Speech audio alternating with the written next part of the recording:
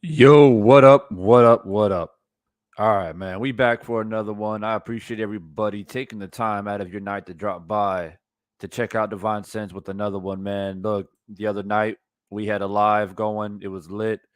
We had a nice panel. We were getting into a very controversial topic.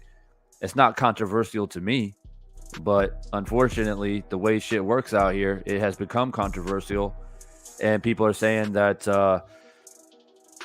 Deontay Wilder and Helenius fixed the fight, man. Helenius took a dive. That's what they're saying out there. But the other night, man, we cooked it. You know what I mean? We cooked on it. For me, I buried it. Like, anybody is open to come on here and debate me any point in time. You can email me. You can hit me on IG. But be on your P's and Q's and bring your lunchbox, man. I'm telling you right now. I think that it would behoove you to just let it go. Deontay Wilder is the most devastating puncher that we've seen in this generation and very, very arguably of all time. So it is what it is, man. The king is back. Y'all just have to accept it, and to pull some shit out of your ass to try to say that it was fixed. I mean, it's pathetic.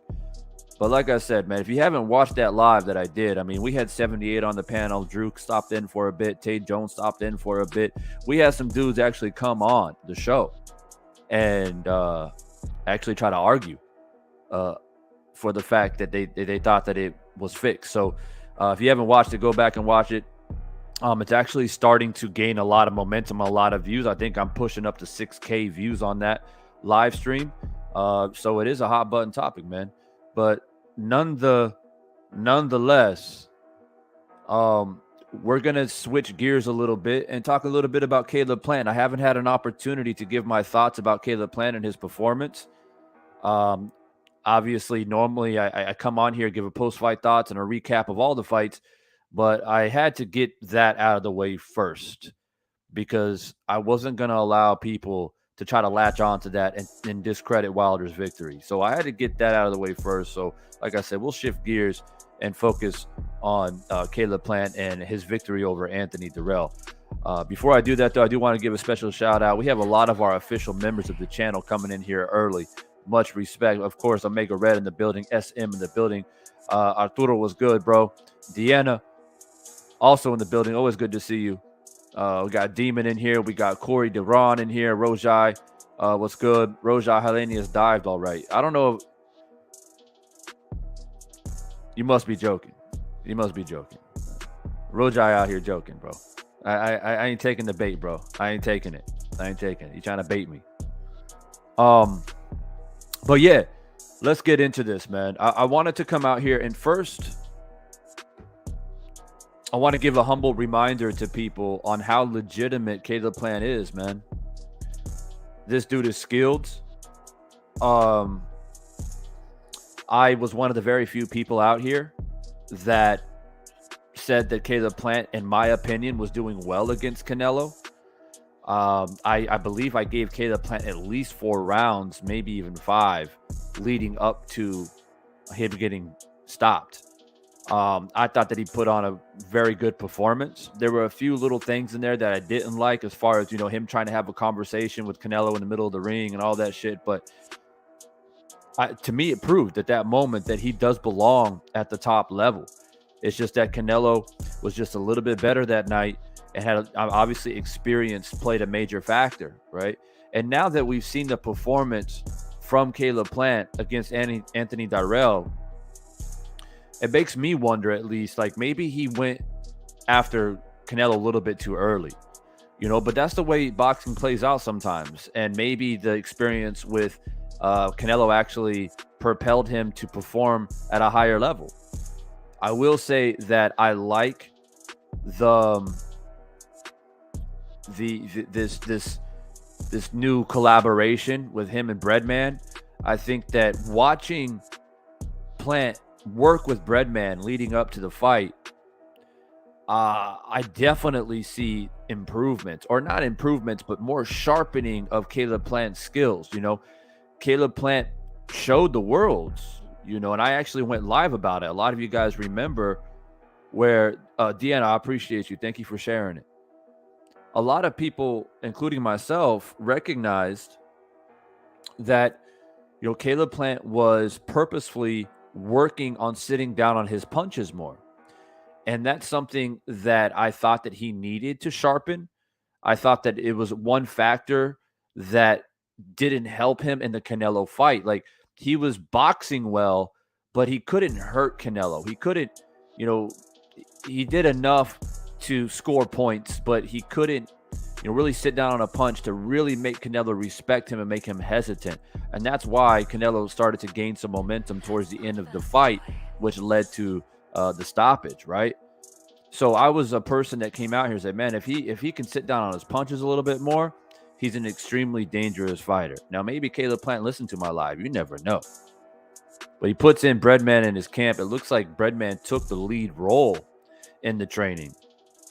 And I'm glad to see that his dad accepted it and they all were able to work together, because it paid off, man. It paid off. Caleb Plant sent a message, bro. Sent a message. I mean, I predicted a decision, but Caleb Plant sent a message. And it wasn't just like an accumulation of damage, and and Dirrell was getting beat up, and eventually he just got stopped. I mean, the dude was knocked out. Anthony Dirrell was straight knocked out. And not only was he knocked out, Caleb Plant changed levels on him. He went body, head, bop, bop. You know what I mean? And not a lot of people have that ability with that type of speed. Like, Dirrell didn't see it coming at all. He saw the body shot. Caleb Plant stepped in with that left foot to dig into the body, and Dirrell kind of dropped his arm to block it, and Plant just followed up. Boom. And I mean, the chin was exposed, and Plant sat down on the punch as well. And that's exactly what he's been working on with Breadman. And I think that it's a very, like I said, it's a very good collaboration. I think they got a good team now, and I think it's made Caleb Plant a more complete fighter. Now, the topic at hand, obviously, is the theatrics after the fight was over. When Dirrell was laying on the canvas, knocked out, sleeping, and Caleb Plant did the shovel motion, right? He was imitating burying Anthony Dirrell to the point where the referee ran up and almost tackled Caleb Plant to try to stop him to do it. And there's a lot of criticism out there. A1 Hoopzone, I see you, bro. I appreciate you stopping by. Andrew Charles, what's good? There's a lot of criticism out there about him doing that, right? As a matter of fact, the commentary live at the fight was Goosen, and who else was on that commentary panel? I can't remember, but I remember distinctively Goosen saying, "Oh man, Caleb Plant, don't do that. That's not cool." Blah blah blah blah. Right. So it sparked some controversy on whether he should have done it or not done it. Was a good look or a bad look. And just in case there are some people that haven't seen that, I'm gonna go ahead and share it for you guys, and we're gonna take a look at it. You know what I mean? And I'll give you guys my thoughts about it. Right? So yeah, so here's Caleb Plant doing that shovel motion. What's up, Jerome? Good to see you back in here, bro. I appreciate you stopping by the other night and being part of the panel.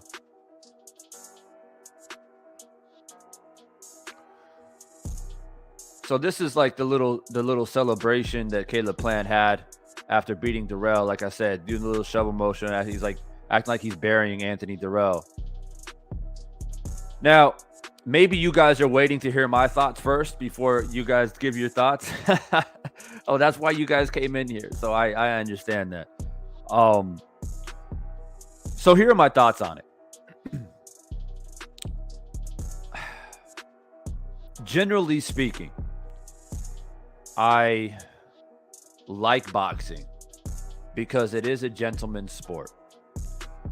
And there is this, I guess, unspoken agreement or understanding that doesn't matter how much you hate somebody leading up to the fight or how much bad blood or how much beef there is, that after the fight, you should be able to, shake hands, move on amicably and present that gentleman sports type aspect of it, right? But it doesn't always happen that way. You know what I mean? Sometimes that bad blood or things that were said just goes overboard. It crosses lines.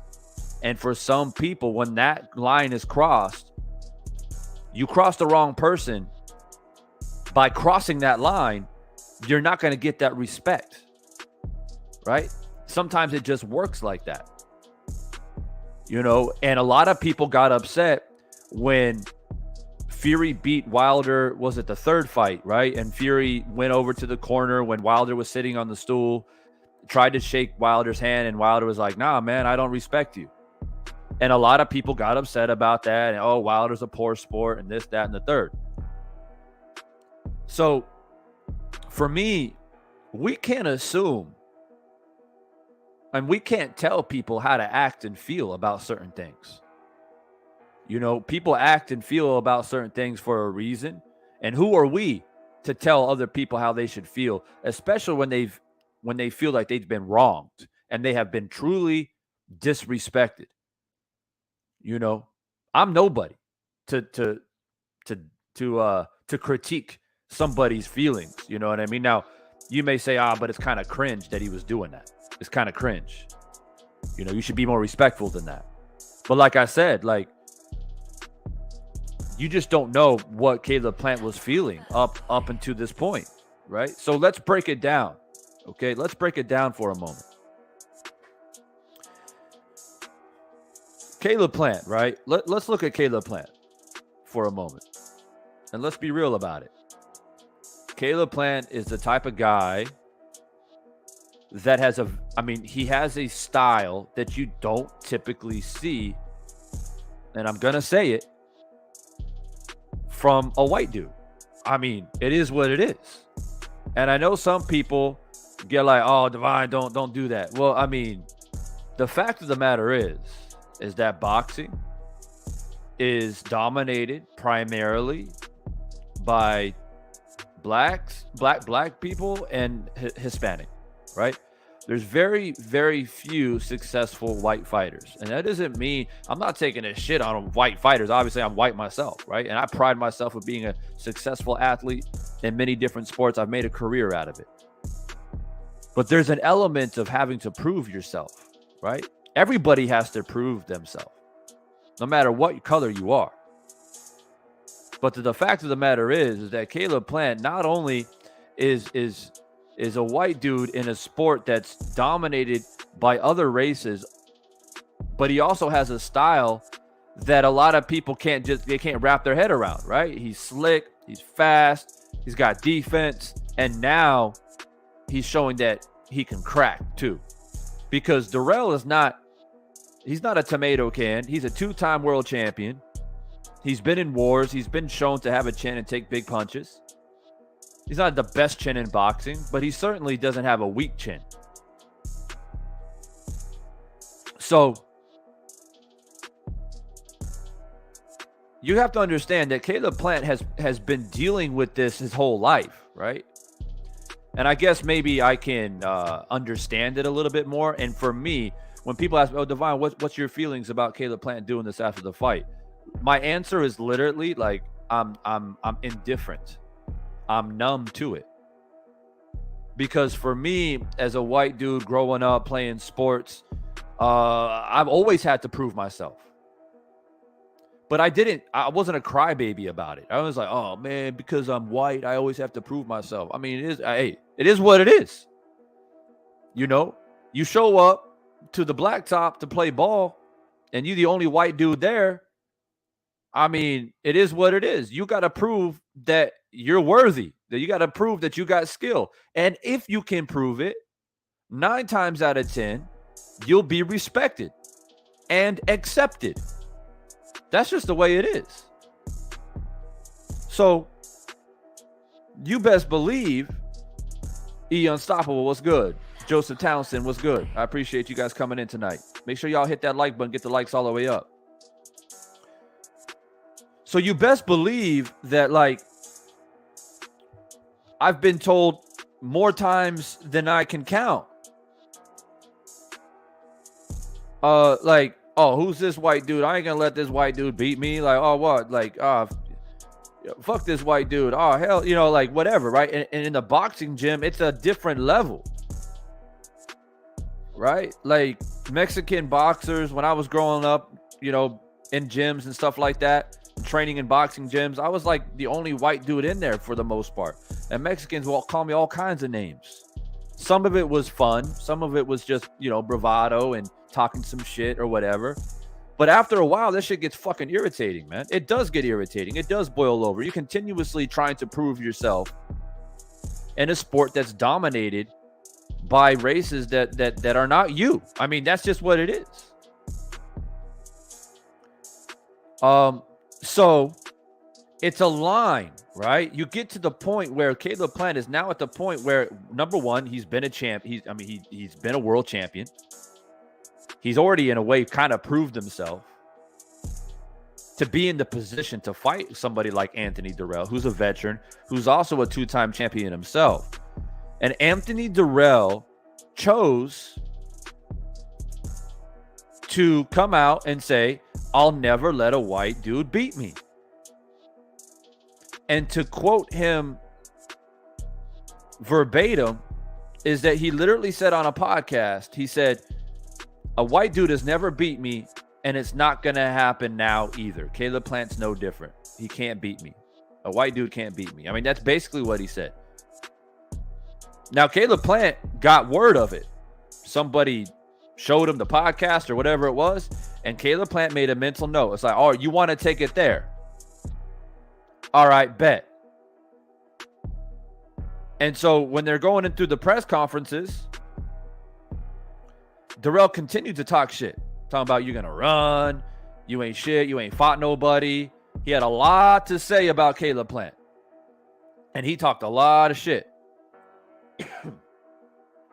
But the icing on the cake was, I'll never let a white dude beat me. Now, once again, as a white dude myself, do I feel offended by it? No.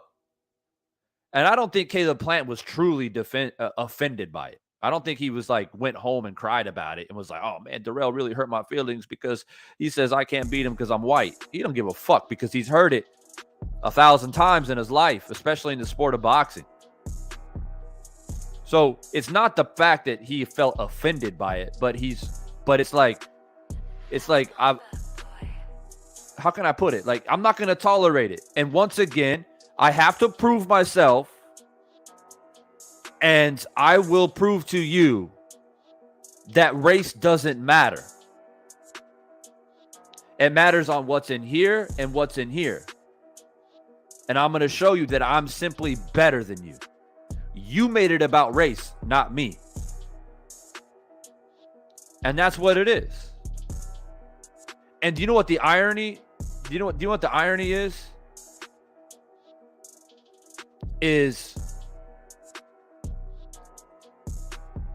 Anthony Dirrell here recently comes out, makes a video saying, hey, shout out to Caleb Plant. Congratulations. You hit me with a shot I didn't see. You knocked me out. It was a great punch. So he recognized that he talked a lot of shit and then he got knocked out. Now, I respect Dirrell for that because Dirrell could have been, he could have been suspect. He could have been like a little crybaby and came out talking about like, oh, Caleb Plant, you didn't have to do me like that, bro. You didn't have to do the shovel thing like that, bro. You don't gotta go all the way to that extent. He could have been a crybaby about it, and he wasn't. He knew. He knew by saying what he said, it was gonna put a fire under Caleb Plant. He knew that.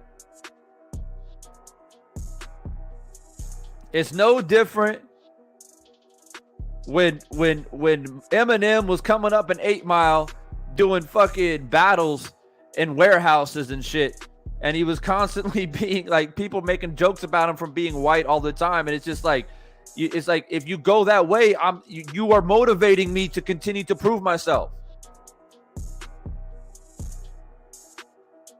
And here's the thing, if Dirrell didn't say that, then Plant wouldn't have done what he did after the fight.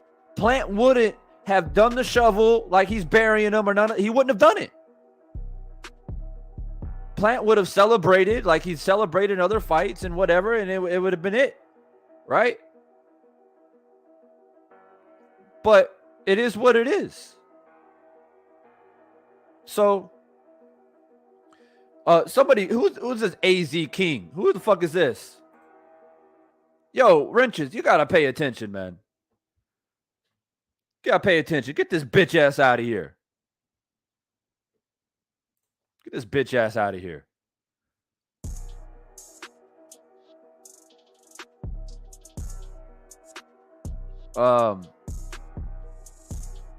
Your fist do the talking. 100%. 100%. Yeah, so to me, it's like I understand Plant, man, and I'm glad, he made a point after the fight And he said, like, look, man, like, I proved that I was a better fighter. Race had nothing to do with it. He tried to make it about race, and I humbled his ass. I reminded him that race doesn't matter. It's about who's more skilled, who has the determination, who has it up here in the head, and who has it in the heart. And ultimately, skills pay the bills. And it was very clear and very obvious that Plant was the more skillful fighter from start to finish. I mean, he controlled 95% of that fight. Dirrell had a few moments here and there. You know what I mean? Landed a couple shots. But Plant did his thing. And he dominated the fight. And then he knocked him out. So point proven. And Dirrell accepted it.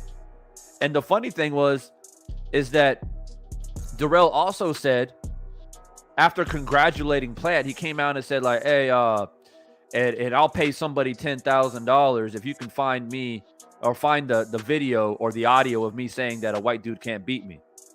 And then I think it was Fight Hub literally found the podcast like an hour later and posted it. It's like, yeah, bro, you did say that. Here's the audio. So I guess Anthony Dirrell owes Fight Hub $10,000 now. So now you backtrack and acting like, oh, I wouldn't say that. I don't have a racist bone in my body. But to me, I don't hate Anthony Dirrell for saying that. I didn't feel any kind of way when Anthony Dirrell or even Bernard Hopkins, when he said that shit to Calzaghe, I'll never let a white man beat me. For me, I didn't take it personally. Because I've heard it 5,000 fucking times in my life. That's the way it is when you're competing in sports, in a sport or sports that are dominated by dudes who aren't white. Like, this ain't tennis. This ain't golf. You know what I mean? This ain't NASCAR. This ain't motocross. This ain't hockey. You're going to hear it. You're going to have to prove yourself. Simple as that.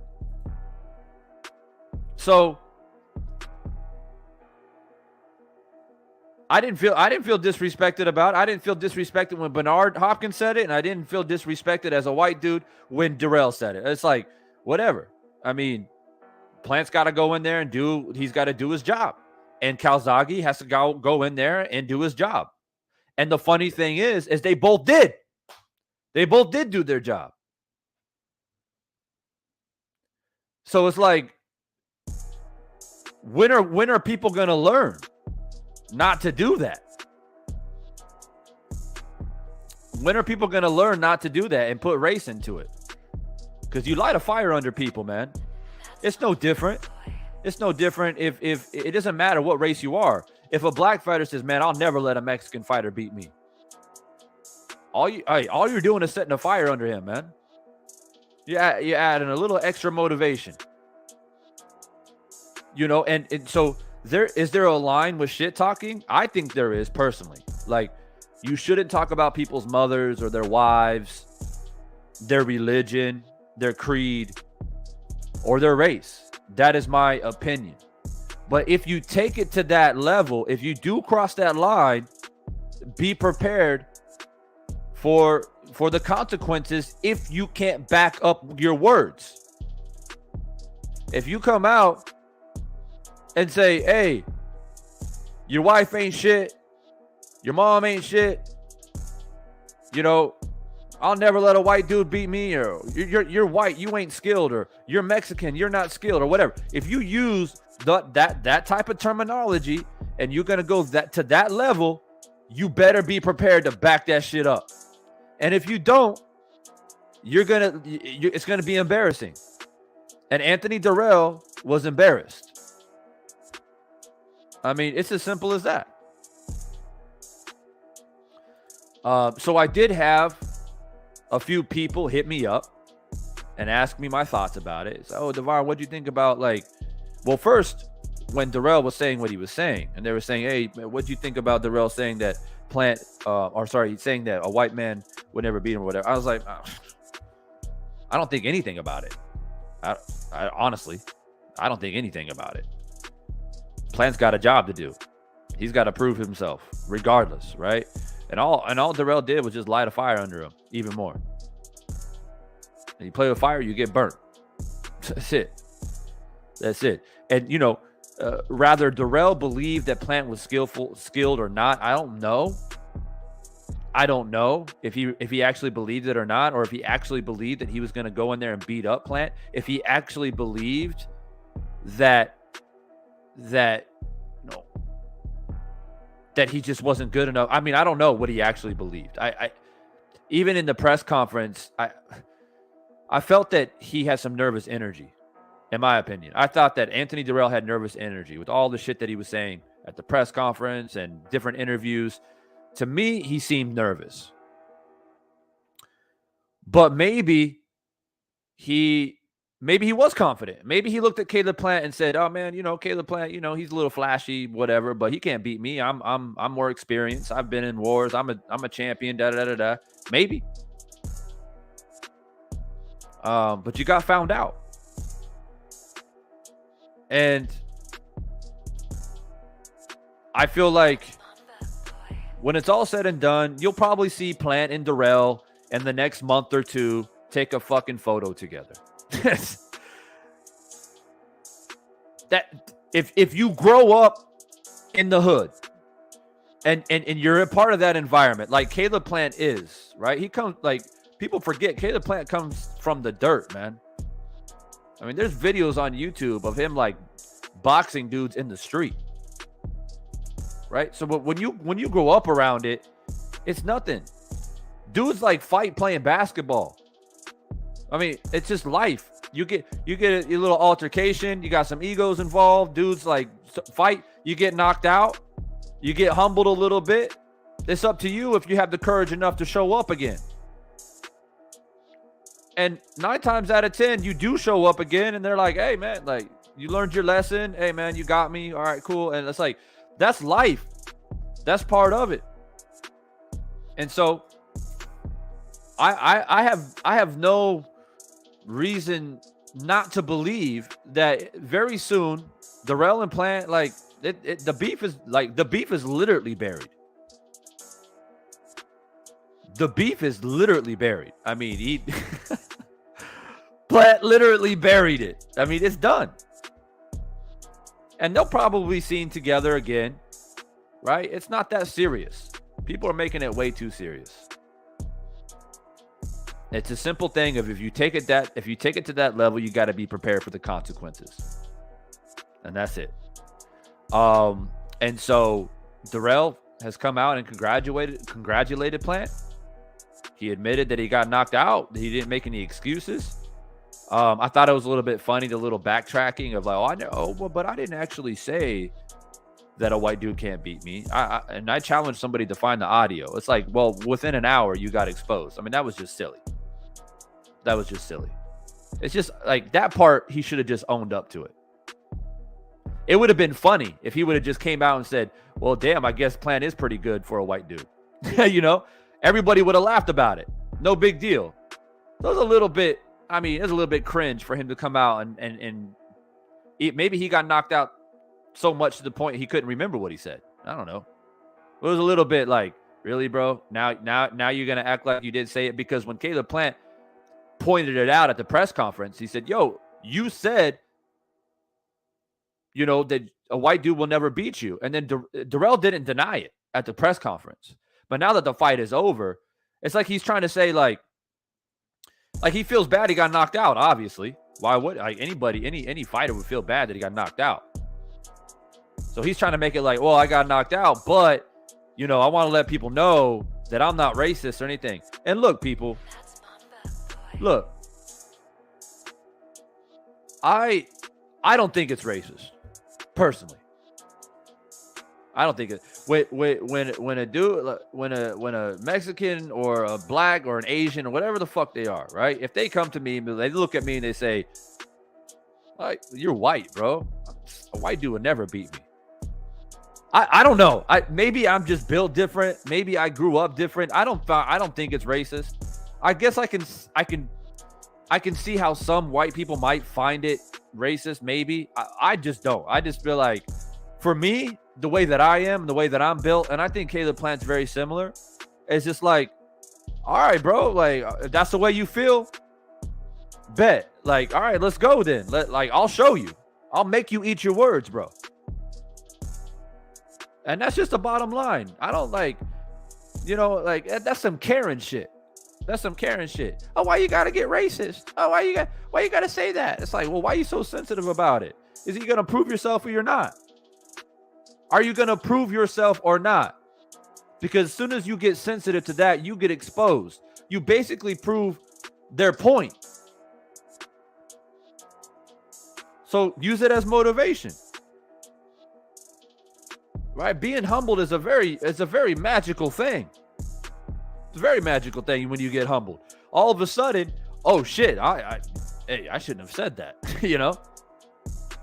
I don't think Anthony Dirrell's racist, man. I don't think he's racist. I don't think it's that serious.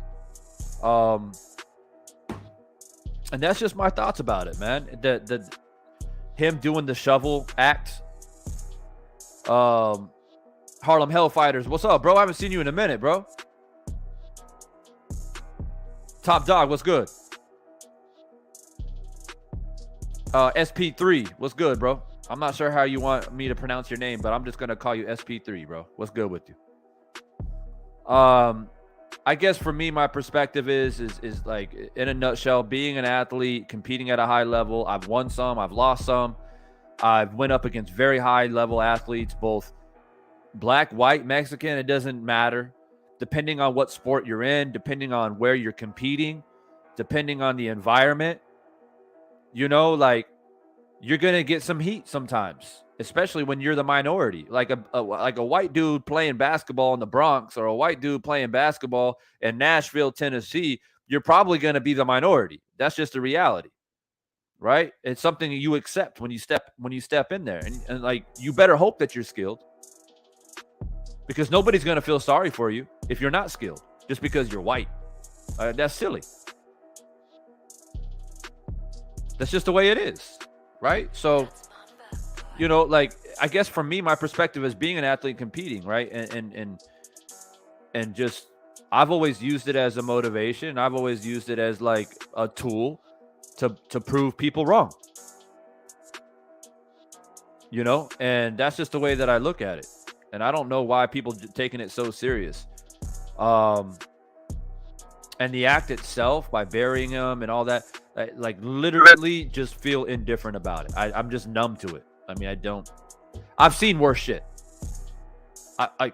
We've seen worse stuff before in boxing. We've seen people like knock a dude out and stand over him and look at him and like laugh and like mock them and standing over them as they're fucking knocked out.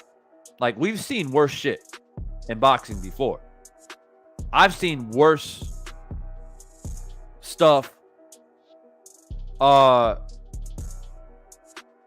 seen worse stuff, playing basketball. When guys get dunked on, you know what I mean? They stand over them and be like, "Sit down, bitch." Like, it gets heated. Another example, it just popped into my head right now. T from the Lock, what's good, bro? Another example is y'all remember the N1 mixtape?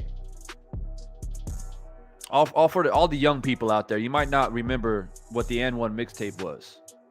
But for the old heads out there, those who grew up in the late 90s and early 2000s, y'all remember the N1 mixtape, right? They had like Hot Sauce and Skip to My Lou and all those guys making a tour and playing ball and shit like that, right? Well, y'all remember one particular player, right? Who's still making videos today, going around, crossing people up and breaking ankles. And that person's called the Professor. Right? That's another example. And when the Professor went, there's actually a documentary on YouTube. Y'all can watch it.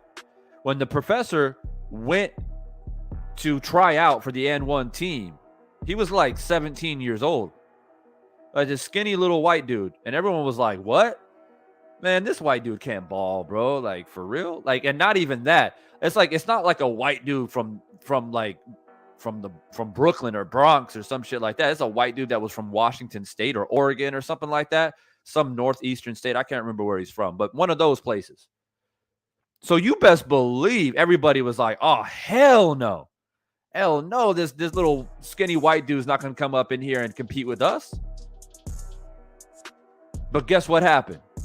Professor went on to be one of the best players on the N1 team.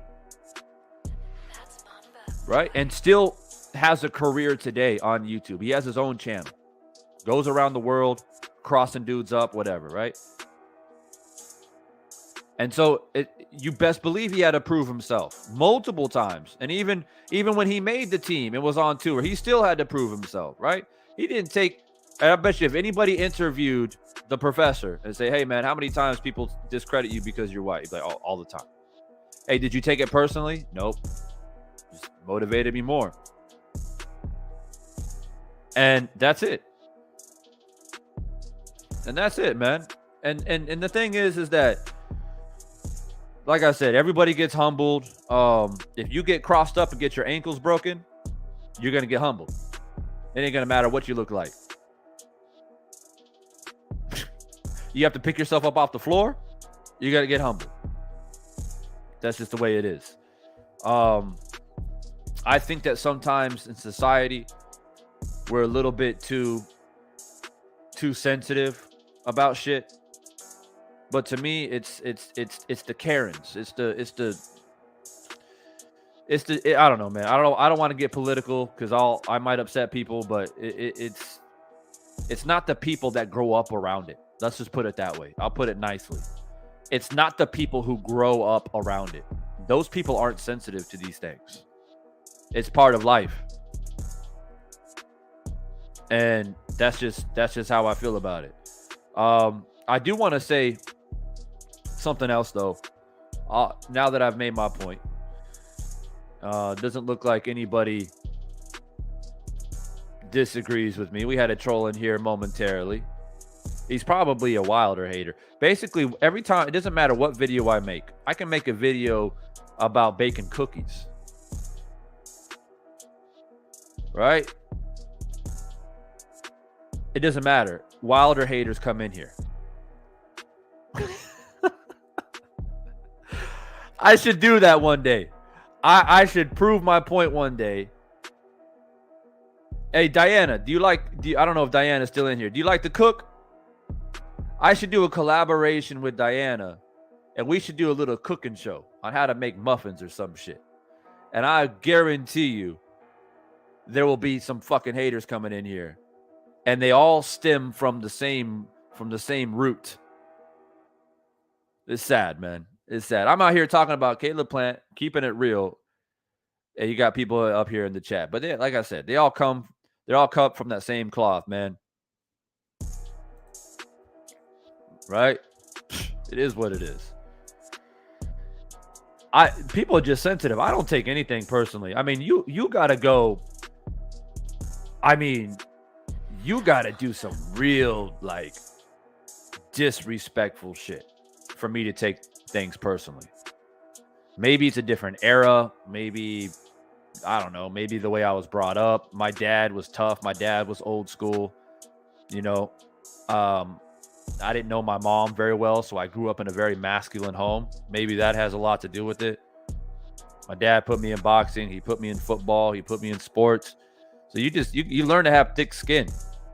When people come in here, call me a bitch and a cuck and this and that, it doesn't bother me. You know what I mean? Like, you have to go deep. Like, you have to go after like my kids or some shit like that. And I think that's one problem out here. A lot of sensitivity. But anyways, one thing that I want to talk about real quick is you know, we kind of, just to do a little recap once again for the people that came in here a little bit later. And by the way, if you haven't hit that like button, make sure that you do that. Make sure that you do that.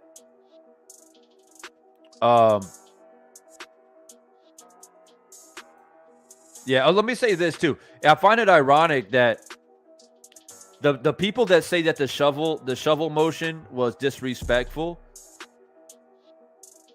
a lot of them are not even like black people saying it or Hispanic people saying it. A lot of them are white dudes saying it. There's white people saying it. Oh man, that's not right. But like a lot of black dudes that I know, all like on my social medias and shit like that, they're laughing their fucking ass off about it. They think it's fucking funny. I find that funny as well. But look, as a recap for the people that are coming in here a little bit late, look, I think that Caleb Plant did a phenomenal job. He surprised me. I would have never predicted Caleb Plant to knock out Anthony Dirrell. Just be completely honest with you. What's up, Detroit? I would have never predicted that. I had a prediction, very confident in a decision. I thought Caleb Plant will kind of style on him and box and do his thing. But I would have never in a million years would have predicted a body shot followed up with the left hook and a straight up knockout. But he did it. And he put an exclamation point on the fact that he's obviously recovered from the Canelo fight. He's moving forward. And when he says that he's trying to pick off every 168 pounder one by one, like, I believe him. I believe that his goal is to be the best in the division. And I believe his goal is to get that rematch against Canelo. What's up, Bruce Gass? Oh, yeah, exactly. I got to highlight this for a second. Yeah, they be like, I'm a Wilder fan. And then I say, what do you like about him? Oh, I like, well, I like. Oh, my God. Hey, I have to break it down elementary because I know what these people are about. Because, you know, if you guys were a part of the live the other night, and we had dudes coming in here trying to say that the fight was rigged and Helenius took a dive, right? And it just gets redundant, man. Like they literally have no substance. They have no evidence. They have nothing. It's pure hate. But I give everybody an equal opportunity because I just don't know. There might be 50 people in a room. 49 of them could be haters and full of shit. But there's always one. There's usually always one that comes out and maybe they have a little bit of a talking point. Maybe they have some type of substance to support their theory. But 99% of the time, they're full of shit. And so it gets to the point, King Carleone was good with you. It gets to the point where I'm like, all right, man, let's just get to the bottom of it. I'm gonna expose you. You're a Wilder fan, right? Oh, yeah, man. I love Wilder, bro. Yeah, I like Wilder, man. All right. What do you like about him? Well, you see, basically, the thing is I just like Wilder, you know. My man, get your bitch ass up out of here. Get out. It doesn't matter, right? Who you're a fan of. It ain't taking me no 5 minutes to tell you why I like somebody. Why do you like Caleb Plant? Blah, blah, blah. I'll just tell you straight up. Bam, bam, bam. Why do you like Wilder? Why do you like Devin Haney? Like, if you're a fan of somebody, that means you appreciate them. You study their skill, their style, whatever it may be. And it doesn't take you that long. But that's how I expose these people. You know, another thing that I do? I said, all right, man, I'll take your word for it. You say you're not a hater, right? I take your word for it. Give me 3 reasons. Just give me 3 reasons on why you're a Wilder fan. That's it. Just 3. 3 legitimate reasons. And if you can give me 3 legitimate reasons, I'll back up off you, man. I'll give you the benefit of the doubt. Bye. But that's how I get them.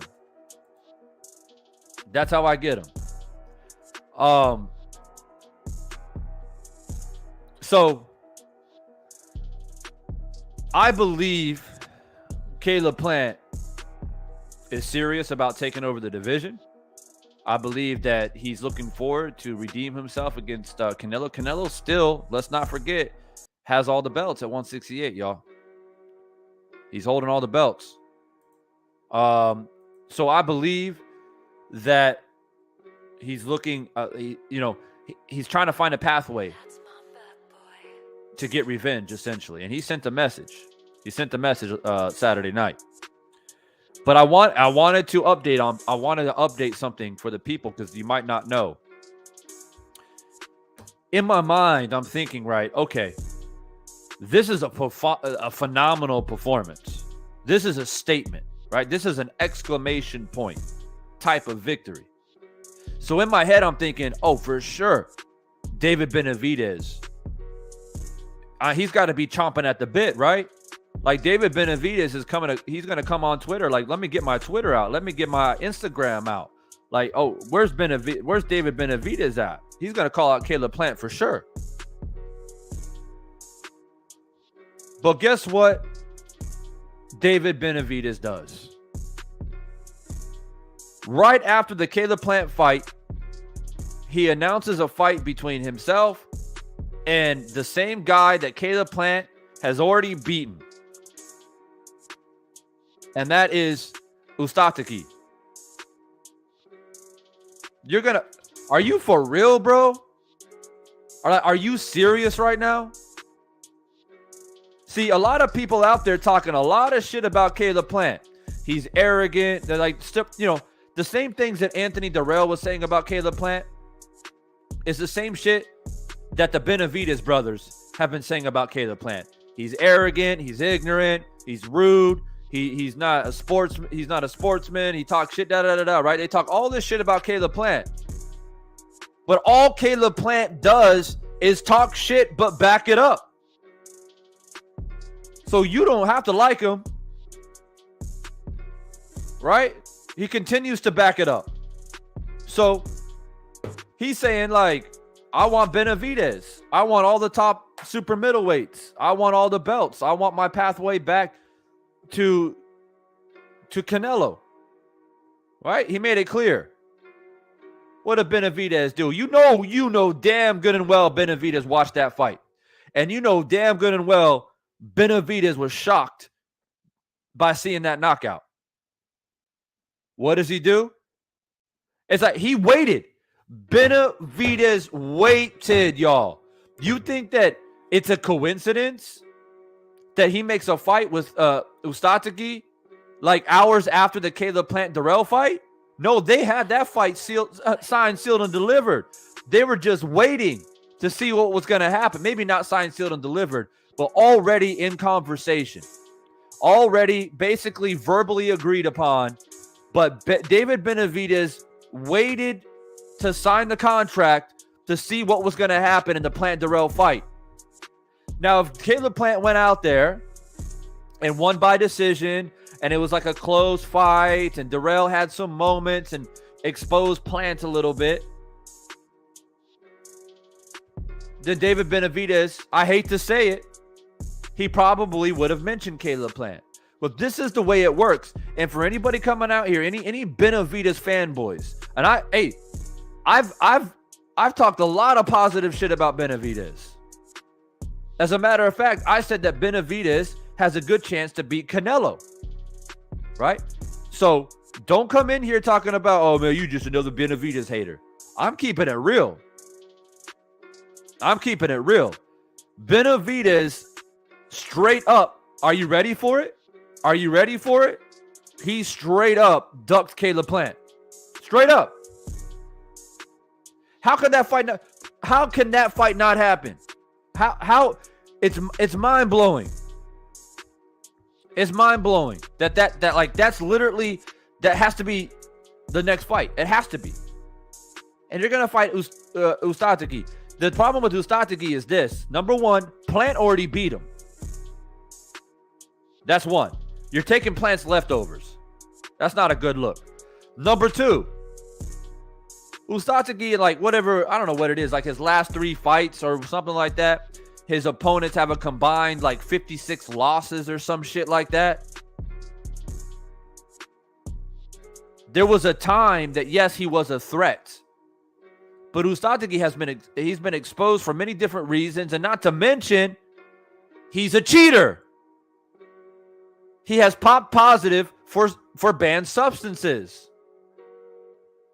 So you're gonna fight him, and I'm particularly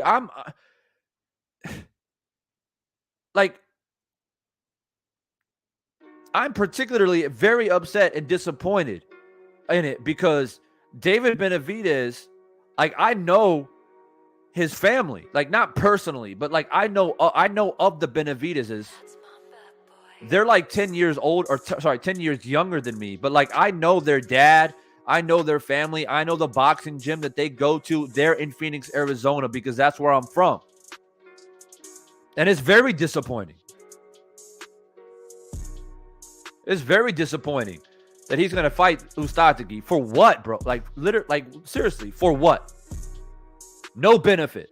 No benefit whatsoever.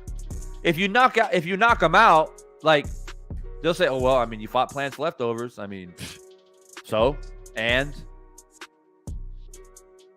who knows what's going to happen? Now, if Plant, and see, that's the thing, right? If Plant, obviously, it looks like Benavidez doesn't want to fight Plant because he's already announced another fight with Ustadegi. Plant he cannot get Canelo yet. It's a bit too early.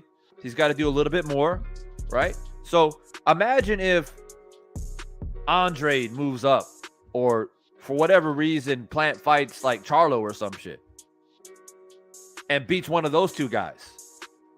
That's a really bad look on Benavidez, man. And Benavidez out here crying. He out here crying for the Canelo fight. After Caleb Plant's performance against Anthony Dirrell, that's the best time to get Caleb Plant and knock him out, to send a message to Canelo. Because if you can knock him out better and quicker than what Canelo could do it, or did it, after Plant is coming off of a knockout victory, that's the best message that you can send to Canelo, bro. You knocking out Ustadegi don't mean shit to Canelo. Jay Grant Jr. in the building. What's good? Do I think Plant will beat Benavidez? I mean, all jokes aside, and I'm irritated at David Benavidez right now, but all jokes aside, man, that's a tough fight. That's a very tough fight. Stylistically, Benavidez is just, I mean, he's a big boy. He's a big boy. He's long. He's rangy. He's got a hell of an engine. He's not going to be like Anthony. It's a completely different fighter than Anthony Dirrell. Completely different fight. But with that being said, based off of what I saw Saturday night with Caleb Plant doing what he did to Anthony Dirrell,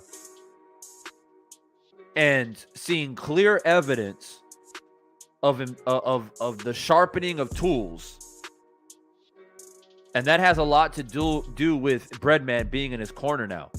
I think that's a hell of a matchup right there, or a partnership or collaboration, whatever you want to call it.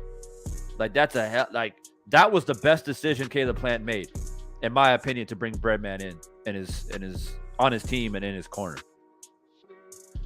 because all he did was make Plant even better. So based off of that and based off of what I saw Saturday night, if I were to throw a prediction out there, and I don't make this an official prediction, obviously, because the fight's not happening yet, and a lot can change from now until next year if it does happen. But if I were to give you guys a prediction right now, I would say, based off of what I saw last night, and now with the addition to his team with Breadman, I think Caleb Plant wins, man. I think it goes 12, and I think he outpoints him and outboxes him. And not only that, I think he exposes David Benavidez. David Benavidez he's never fought. See, that's the thing. That's why the fight's intriguing, because David Benavidez he hasn't fought anybody like Caleb Plant with the skill set that Caleb Plant has, right? The style, the slickness, the defense, using the jab effectively. Now he's put more weapons into his arsenal, going body head, going, changing levels on dudes, and now he's got more pop now, it seems. But to the contrary, Plant hasn't faced anybody like Benavidez either, to be honest. So that's why it makes the fight interesting. So, yeah, Brian H., I got you. I mean, they both, Benavidez is returning the favor by fighting Plant's leftovers now.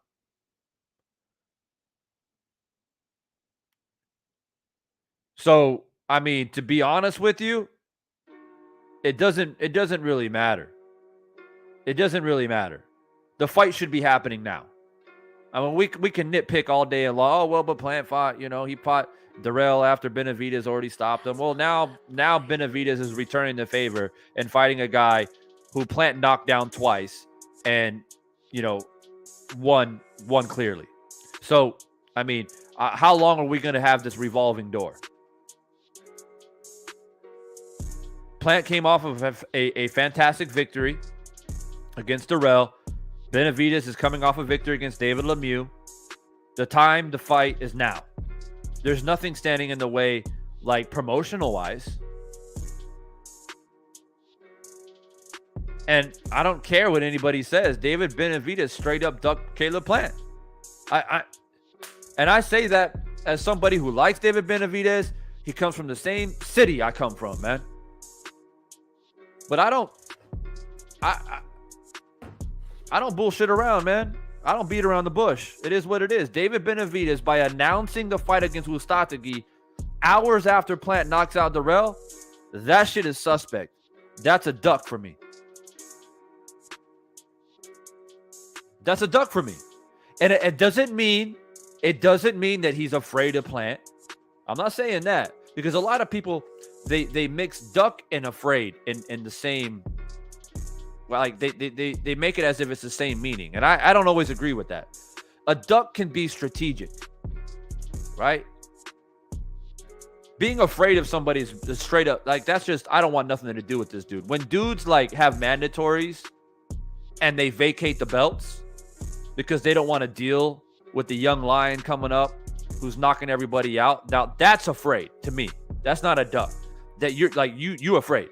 You don't want to deal with that. You don't want to get embarrassed and get knocked out and lose your belt. So you take the safe route and vacate it and let other guys fight for it, a vacant title.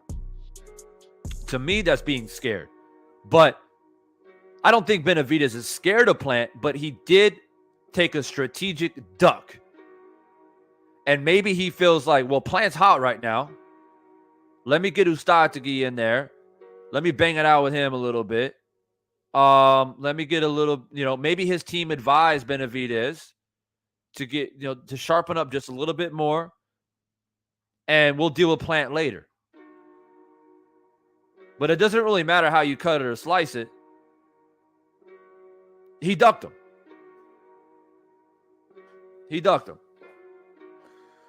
That's the new narrative from these LDBC channels. What narrative? What narrative are you talking about?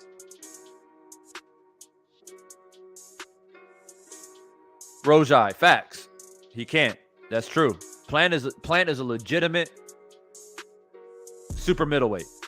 And I was watching an interview with his wife, Jordan. And Jordan said that Plant walks around at 183 pounds. He never goes above 183.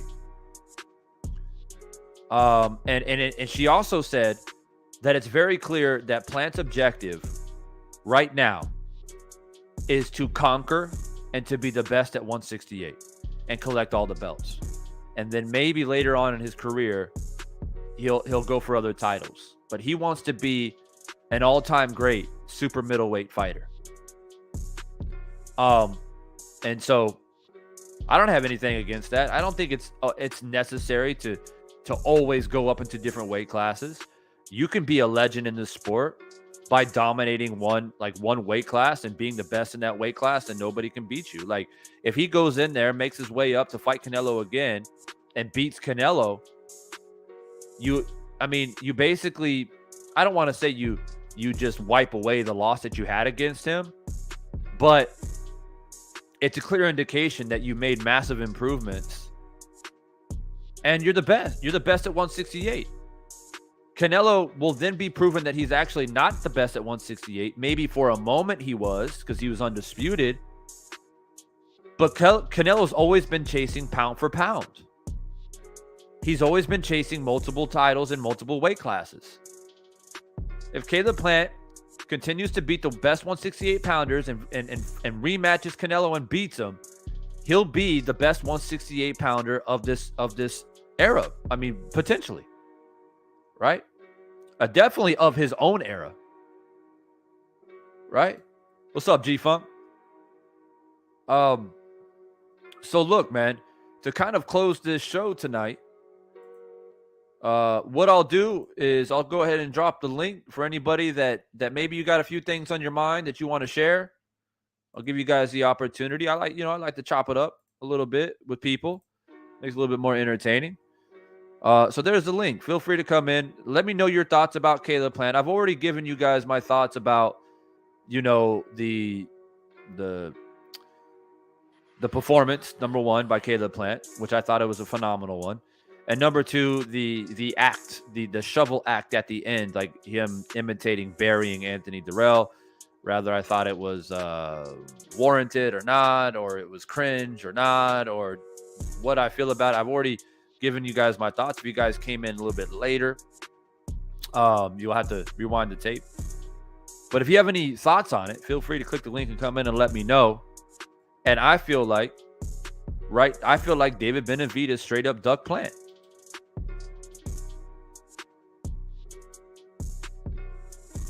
I think he ducked him.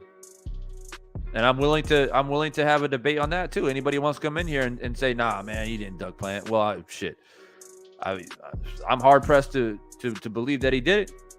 How the fuck are you gonna announce a fight against Ustategui like literally hours after Plant knocks out Dirrell? Like, that don't even make no damn sense. That don't make no damn sense. But I think we need to give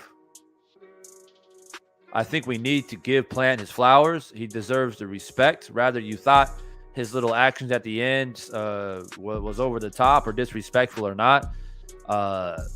I mean, we have to give him the respect of putting on basically proving everybody wrong. Even if you had Caleb Plant winning the fight, like I said earlier, nobody had predicted him to knock out Dirrell like that. Because that's not his style, right? Like, Plant's a boxer. He goes 12 rounds. He puts on a boxing clinic. Works behind the jab. He stays out of danger for the most part. He stepped to Dirrell. He stepped to him. And as a matter of fact, he was stepping to him many times. King of AZ 480. If you're feeling some kind of way, click the link, because all you've done is come in here and talk shit. Like, I don't know you, bro. I don't know if you're subscribed to the channel. I don't know if you're a troll. I don't know if you obviously came into this video for a reason. Either it's you don't like what I'm saying about Caleb Plant, or you just coming in here because you don't like me and you want to talk shit and you want to ruffle feathers. Whatever the case may be, I'm going to give you the benefit of the doubt, King of AZ 480. To come in here, click the link, and tell me how you really feel. And if you don't do that, then I'm sorry. Yeah, you're a bitch. Like, that's it. And you can be sensitive, like you said, Snowflake Karen. You can be sensitive at the fact that I just called you a bitch. If you're willing, listen, man, if you're going to talk shit in the chat, but not have the courage or the audacity to come in here and approach it and speak like a man, like speak like men, then you a bitch, bro. That's it. That's it. Mr. Fist, what's good? That's it. King of AZ 480. Hey, we from the same state, bro. What's good? What's good, bro? We from the same state. 602. What's up? I don't know you, bro. Like, I don't know if you're legitimately subscribed to the channel or not. Or if you just some dude lurking around and just want to talk shit. The link is in the chat, bro. I'll put it in there one more time for you, because maybe your eyes ain't working. My man G Funk says, what's my man G Funk say? He says, I don't have an issue with what Plant did after the fight, but he has a target on his back. If someone KOs him, they might get a receipt. Yeah, it's true. Hey, that's the way the cookie crumbles, bro. You know, if he gets knocked out, yeah, somebody's gonna return the favor. That's the way it goes. That's the way it goes, man. And you know, like I said, I feel like Caleb Plant is, you know, he's cut from that cloth, man. He knows how this shit is, man.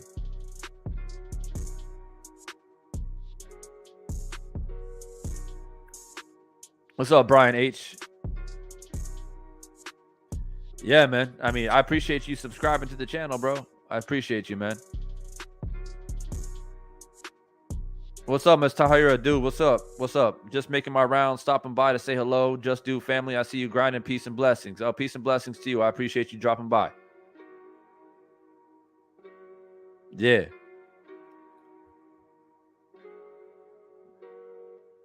Yeah. So what? King of AZ, what happened, bro? What happened? Y'all time him out again? Y'all timed him out? Y'all timed him out again, man. Hey, it is what it is, man. You timed him out. Whatever, bro. The link's there. I mean, even though you're timed out, you can see the link. I don't got no beef. See, that's the thing. I don't got no beef with anybody, man. I really don't. I really don't have beef with anybody. But it seems like people got beef with me. And I don't know what, like, am I saying something that is out of pocket? Am I saying anything that is stirring up some type of far-fetched conspiracy that ruffles feathers? I mean, this is how sensitive people are. And this is how easy people jump to conclusions. I'll give you guys another example. Right after I went live the other night, talking about, and a lot of you guys are in here, when I was talking about, you know, this conspiracy that Helenius took a dive, right? Y'all, a lot of you guys were a part of it. It was like a 2-hour live stream. We had up to 200 people in here. It was getting lit, right? You guys already know what I said. You guys already know what I said in that entire live. You guys already know my stance. I think it's a disservice to boxing to suggest that a man like Robert Helenius is just going to fake and act and throw a fight while also at the same time volunteering his face to be punched flush by the most devastating puncher in boxing. Not only is it a disservice to boxing, I find it disgusting that people would even suggest it. And I don't give a fuck if they're friends or not. Okay? I don't care. It's bullshit.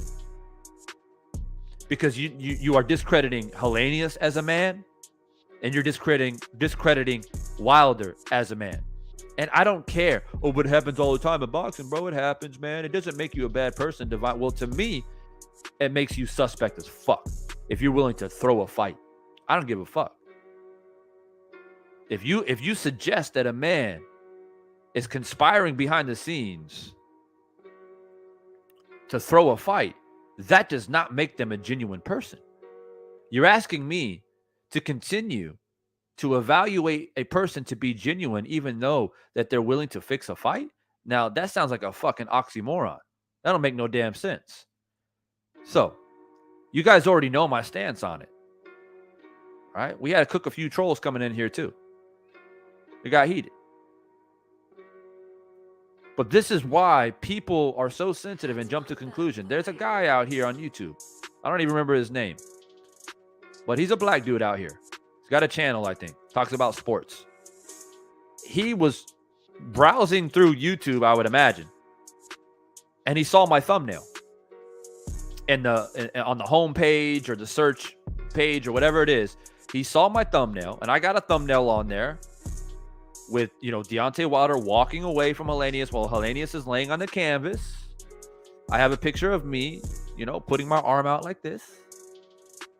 And I put like text in the thumbnail saying, I don't remember what the words were, like, was it a dive or took a dive, ? And you got people out here that just don't even listen. They don't even listen to the video, man. They don't even tune in to see what the fuck I'm saying. And this guy makes a whole post and tags me. He tags my channel to it. That's why I knew. He makes a post, tags my name, talking about, oh, we got another white dude out here hating the black man.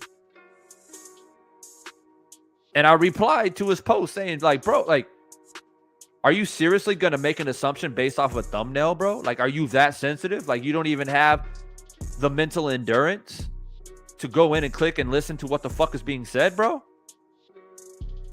So, trust me, it's on all levels. The sensitivity, the blasphemy, the utter bullshit that happens around here on all levels.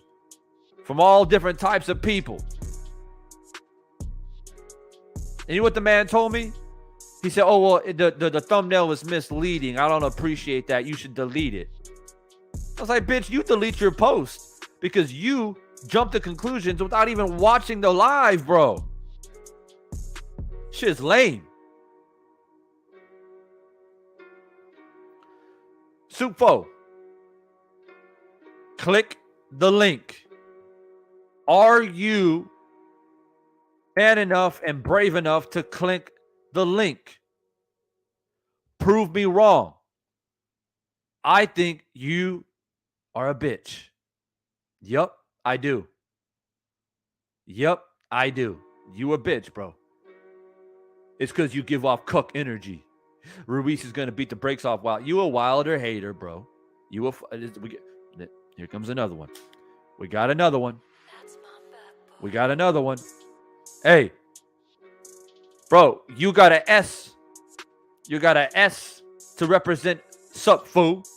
That's what I'm guessing. That's how you pronounce your name. Sup fool 2022. Your avatar is an S. Well, guess what? I'm on the cam. I'm not hiding. I'm right here. What are you gonna do? How about this? I need a timekeeper. That's how I'm going to start conducting my channel. I want a timekeeper. One of my wrenches. When somebody comes in and talks shit, telling me that Divine is this and Divine is that, and or shitting on fighters and talking shit about Wilder, any dumb shit, right? I want one of my wrenches to be the timekeeper. And what we're gonna do is we're gonna time these motherfuckers out, not by timing them out via the chat. No, all you got to do is take your little handy dandy phone right here. You get your timer out, and you go T minus 5 minutes. They got T minus 5 minutes to click the fucking link to come in here and tell me how they really feel. And when that 5 minutes is over, fuck timing them out, I'll block their ass. How about that? Blocked. Banished. All the way to the shadow realm. That's what we're going to do now. So, to kick it off, to my man, sup fool, 2022, I'll kick it off.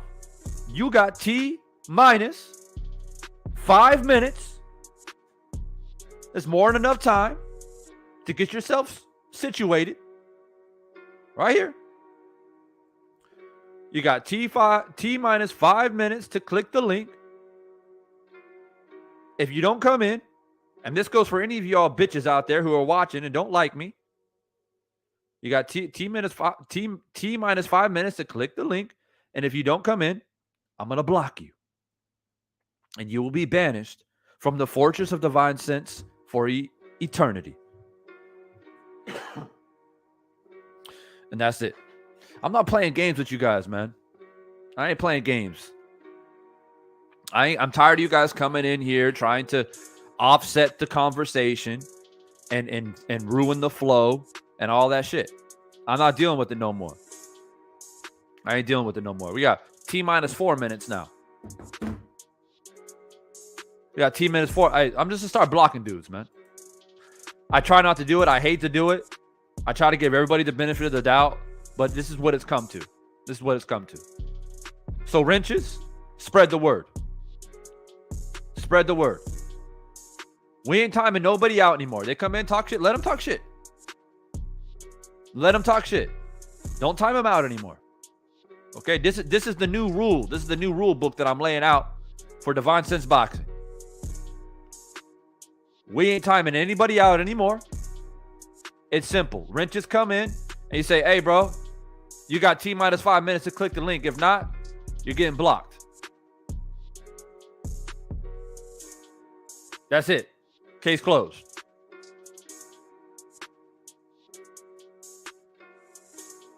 Yup. You got T-3 minutes now. You're on the clock. I love exposing these fools, man. I love exposing these trolls, these haters, and these straight up bitches. I love it. I love exposing them. Now I get a Black Superman. I give him 5 minutes. You know, it's fair. You know, maybe I don't know. Maybe they're taking a shit. Maybe they can't get on the camera right. Maybe they're fighting with their baby's mama or some shit, and they got to get away. They need a few minutes to sort themselves out and get themselves prepared. Maybe they got to do a little shadow boxing to get themselves pumped up. Maybe they got to knock out like 25 push-ups real quick. Maybe they got to, you know what I mean, do some sit-ups or go run a quick little 100 meters. They got to do something to get their blood up to come in here and fuck with Divine Sense Boxing. Because I'm a juggernaut in this bitch. That's cool. I give him 5 minutes. Tony Forrester, what's good? What's up, K-Rod? Oh, man. What a weekend. All I got to say is, Bomb Squad. F all you fucking haters, man. Deontay Wilder is the most deadliest heavyweight ever. Hell fucking yeah. But also shout out to Clarissa Shields and Alicia Baumgardner, Devin Haney, Black Excellence 24/7, baby. But man, what's the topic? To talk about? Well, I was just talking about Caleb Plant. Yeah. Sup, fool? You got shit, bro. You got like a minute left, man. You better make a decision. Just make a decision. Just make a decision. With your bitch ass. Yeah. Anyway, yeah, man. We talk about Caleb Plant. I think there's like a question swirling around, social media. Some people feel a certain kind of way about his actions after the fight, doing the shoveling motion. I thought it was kind of funny in the press conference, though, by the way, when they asked him about it. They're like, well, like, why'd you do that? What were you doing there? And he said, I was burying the beef. Yeah. I was burying the beef. Talk about that. Yeah. So, I gave my thoughts about it. Already. And for those who came late, just a quick little recap. Sup, fool? You got 20 seconds, bro. You got 20 seconds. My feelings are this, man. I didn't feel any kind of way about it. There was a lot of shit that was talked about before the fight. Obviously, Anthony Dirrell came out and said, I'll never let a white dude beat me and all this other shit, right? And all that did was set a fire under Caleb Plant. I mean, that's just the bottom line. Could I time out? Yeah. Go ahead, give your thoughts. Well, first of all, I'm going to call out Anthony Dirrell. Please give me my $10,000. I exposed you. You said that if you could find any video evidence or proof, whether if it's coming from Caleb Plant or any source of you saying that I will never let a white boy beat me, then therefore I myself have already shown that evidence, or whoever else has put it out there.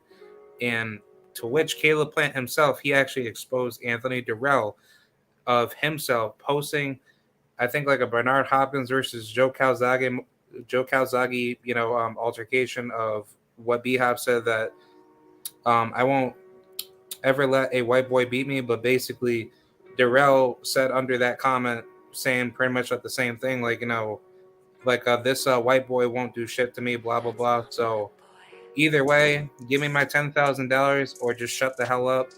But Anthony Dirrell, you're hot garbage. You're not the best fighter.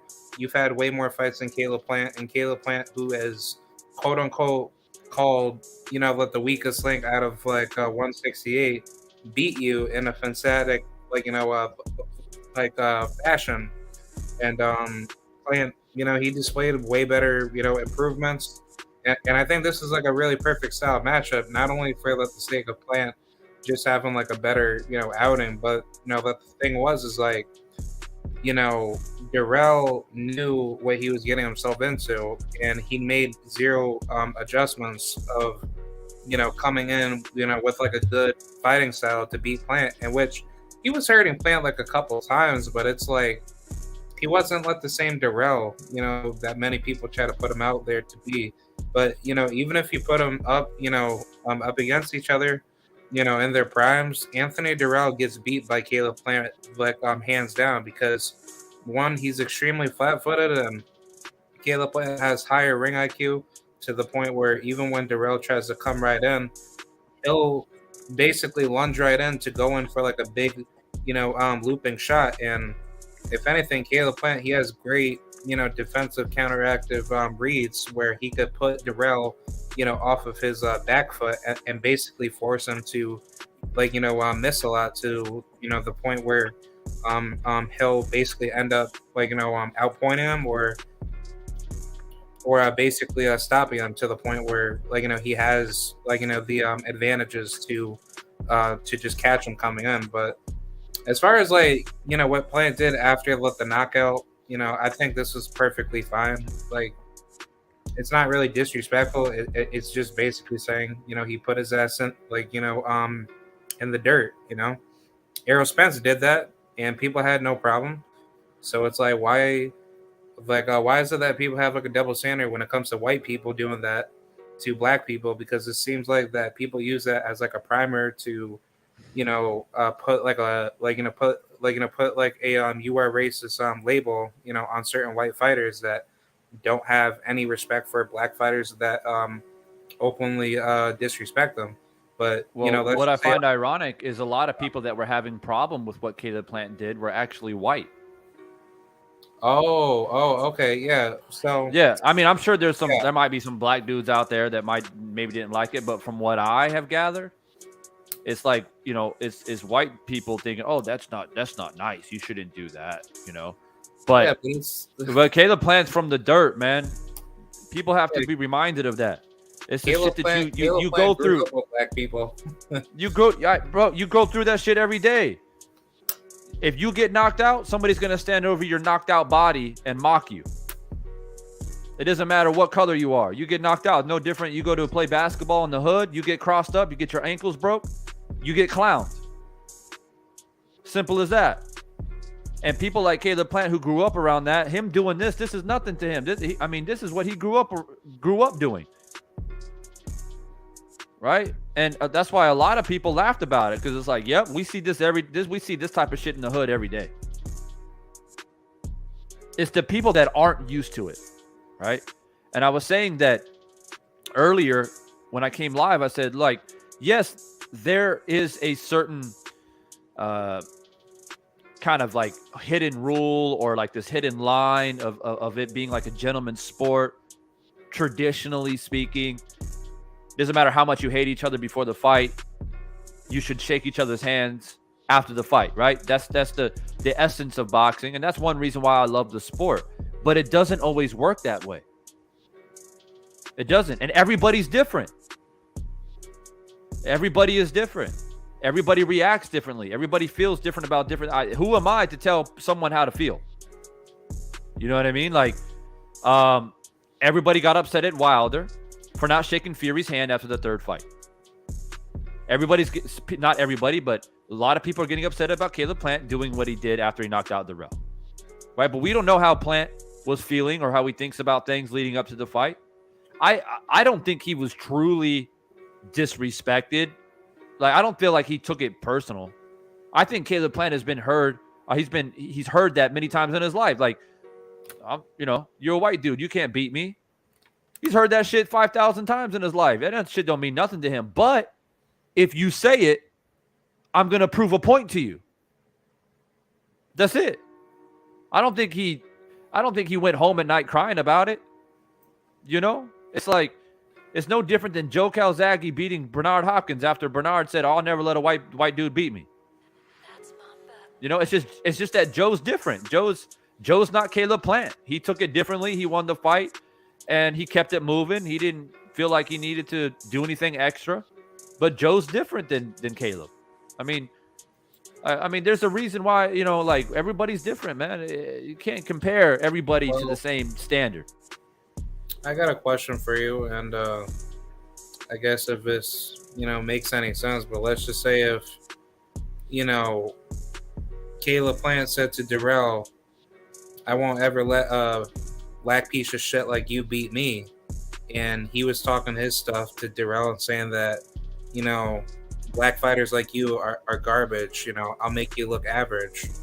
Does that, hold that same standard of like what Dirrell was saying to Caleb Plant throughout the entire buildup? Because if anything, that's more disrespectful to disrespect Caleb as a person. So therefore, Caleb's mindset as a man would be like, you disrespected me so much that I could have easily turned, the race card up against you. And I could have easily made, death threats towards you. It's like Caleb Plant decided not to do that. And that's why that I respect him, so much, because he's just such a very, like, calm, collected person. And it's like, boxing doesn't need him. It's just like, he's like, he's come to like a point, like, in his life where he'll give a man, respect when it's earned. But when a guy like Dirrell disrespects you like that, it's like, you don't take that, basically, you don't take that, that level of disrespect to that certain degree, because, there's certain points where, you just can't take it anymore. And Plant, he handled it very professionally to the point where Dirrell, he basically ate his own words, like, to me personally, like, if I was being talked to like that, I personally would probably hurt somebody, doing that to me. But it's just like with Plant, that's just something that very few men actually do. He's used to it. I mean, you're right. He didn't get emotional about it. He pointed it out, in the press conference. He said, "Hey, man, I heard you said that you'll never let a white man beat you. But I'm here to tell you that it doesn't matter. I'm going to prove that I'm better than you. My race won't matter." And he didn't get upset. He didn't get emotional. He didn't be like, "Who the fuck are you to say this about me?" or "You're a racist," or nothing like that. And I don't think everybody might think a little bit differently, but I think by Anthony Dirrell saying what he said about Plant, I don't think that doesn't make Dirrell racist, in my opinion. Was it disrespectful? Yeah. But he's just talking shit. He's trying to get into Plant's head. But it's just like, there's just certain things. I mean, I made the point earlier, K-Rod. You may have not came in here, but I reminded people of the And One mixtape. There's a certain player that played, right? The professor. Yeah. Skinny little white dude. I mean, it's not difficult to understand. Like, he's talked about it himself many times, where people made fun of him because he was white all the time. And you start crossing people up and breaking ankles, guess what? People say, "Oh, well, shit, he's legit." Right? It's just, it's silly. It's silly, like, to take it this far, in my opinion, And it's like, it's the same thing with Jason Williams, Everyone said white chocolate couldn't make threes. He couldn't do this. Well, yeah, he was crossing everybody up, in the NBA. It's like, I don't hold any bars for anybody having any racial victimization, but it's like, like, if someone's talented at what they do, there's no reason to make any excuse for it based off of their racial, ethnicity. Not every Black American is a heavily talented athlete. Not every, whatever from whatever country is good at this or good at that. It's all about your character, and it's all about what you could do as a person, of what you're good at naturally, not based off of racial skin color. So Yeah, I mean, a lot of people hit me up and like, before the fight even happened, when Dirrell, when Plant pointed out what Dirrell said about him, and everyone was like, "Yeah, Divine, what do you feel about that? Like being a white dude?" And I was like, "I don't feel anything." And I guess for me, it's just like, being an athlete myself and competing in sports and having to prove myself many, many, many times, and still do to this day. You just you get numb to it. You get used to it. You get used to proving yourself. People come in. I can go to any basketball court in America at any point in time, and they'll look at me like, "Oh, for real? This white dude think he can play with us? What am I gonna do? Cry about it? I don't fucking cry about it. What I'm gonna do though is I'm gonna prove a point that I can ball. Simple as that. And that's what Caleb Plant did. And guess what? Dirrell got humbled. Now Dirrell makes a video talking about, "Hey man, good job, Plant. You knocked me out." He tried to do a double take though and try to say, "Oh, I didn't say that a white boy couldn't beat me. I want somebody to prove that. I want somebody to find the video." But I was going to mention to you, K-Rod, that I believe it was Fight Hub. Fight Hub exposed him within an hour. As soon as Dirrell made that video, Fight Hub put the audio out. So technically speaking, Dirrell owes Fight Hub $10,000, unless you beat Fight Hub to it. But it was very they exposed him very quick. They found the audio. He was on a podcast, then he said it. But yeah, what's up, Dub? Right side, what's good, bro? What's good, family, man? Salute to you, man. K-Rod, much love to you as well. Hey, no, it is what it is, and I ain't gonna hold you, bro. Anthony Dirrell, man, he got caught with his foot in his mouth, bro. He got caught with his foot in his mouth. I thought Caleb Plant was gonna win this fight regardless. I didn't see the stoppage happening the way it happened, but at the same time, I did think Caleb Plant can fight. And when you start with the racial shit and all the other stuff, hey, you get what you deserve, man. And if you can back it up, that's one thing. But for the way this fight happened, bro, like a lot of people, they want to shit on Caleb Plant when he went in and dug or his post knockout celebration. Let me put it that way. His post knockout celebration. Nah, I ain't got no problem with none of that shit, man. Caleb Plant did what he needed to do, and man, put respect on Caleb Plant's name. He can fight, bro. He can fight. Yeah. It is what it is. And Dirrell did touch him a few times. There were a few moments in the fight where, Caleb Plant had to take, he had to take a couple body shots. I think he got caught a couple times to the head as well. And I mean, he took it. And Dirrell tried to make it ugly, bro. Very ugly, yeah. My only thing for Dirrell, I said that the only way he could win if he did make it dirty, if he was able to wear Caleb Plant out, you know what I'm saying? Making it not just a boxing match, but a dirty fight, bro. Respectfully. But at the same time, man, Caleb got skills. Like Caleb Plant can fight. He can fight. And that's the bottom line. That's what it boils down to. Even with Devin, I'm a Devin fan, right? I love Devin. My favorite fighter. When you start talking about race and bringing race into it, man, it's hard for me to get on board with you, bro. It's hard for me to get on board with you because, man, if you can fight, you can fight, regardless of what race you are. If you can fight, you can fight. You know what I'm saying? And so, even with Devin saying that a white boy can't beat him, all right, you got Kambosos. In my personal opinion, I don't even think he need to fight Lomachenko. I think he should move up off of just what I saw from him as far as being drained in his weight class. But shit, I want to see the Lomachenko fight, bro. I want to see it. You know what I'm saying? But at the end of the day, man, we got to stop making shit about race. Fighters need to stop making it about race and just say, hey, bro, the best fighters, man, I want to fight the best. You look at Lomachenko. We would call Lomachenko a white guy. Man, Lomachenko can fight. He can fight. It is what it is. And Yeah. so, man, give fighters respect outside of race, bro. Let's let the race shit go and give fighters respect for what they do in the ring. That's all I say.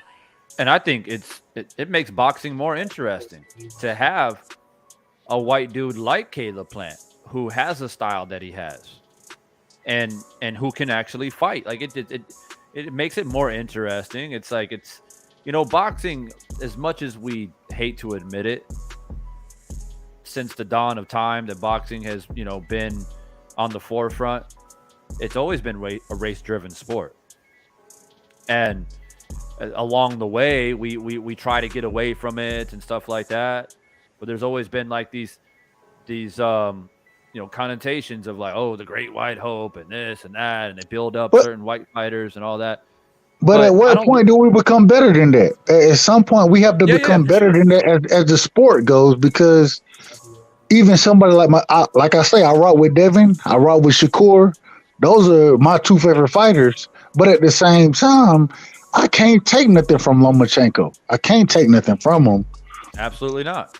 And I don't want to take nothing from him. I don't want to. I want to see him. I want to see them mix it up with each other. You know what I'm saying? And so I just feel like it also shows you the character. Not to cut you off, but it also shows you the character of men too, because you never heard Deontay Wilder when he was getting ready to fight Fury bring up race.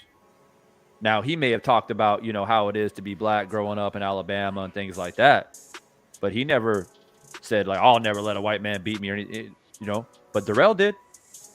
Bernard Hopkins did. Shows a little bit of character, in my opinion.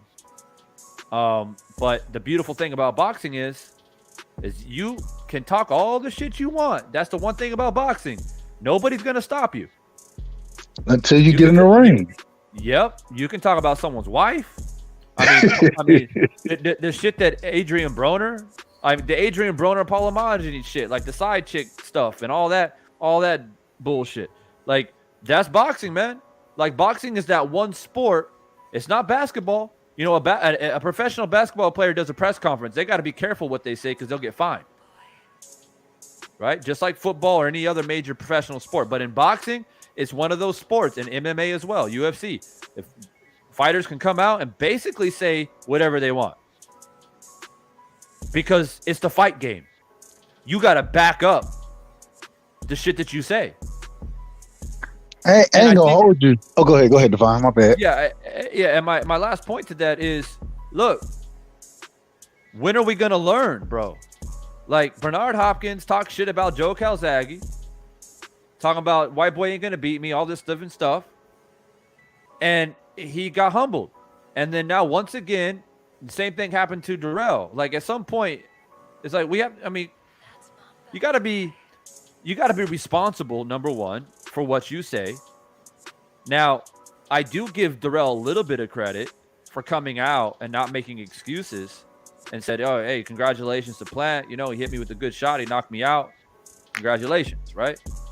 Because he could have came out and been a baby about it, right? He could have, if he wanted to. But he didn't, other than saying, I didn't say that about white boy. That was kind of silly. Maybe he got knocked out too hard. Maybe he forgot. Maybe he lost a memory. He said that he'll pay you $10,000. So, like if you find. Well, he owe fight. In my opinion, I believe it's Fight Hype. I think he owe Fight Hype $10,000, bro. Respect. Shit, I need $10,000. Give it to me. Yeah, he ain't gonna pay nobody shit, bro. He actually thought that he never said it. Either he was in denial or he lost some memory. And that's my point. Is I don't think Dirrell is racist. Okay? And I don't want people to paint him as such.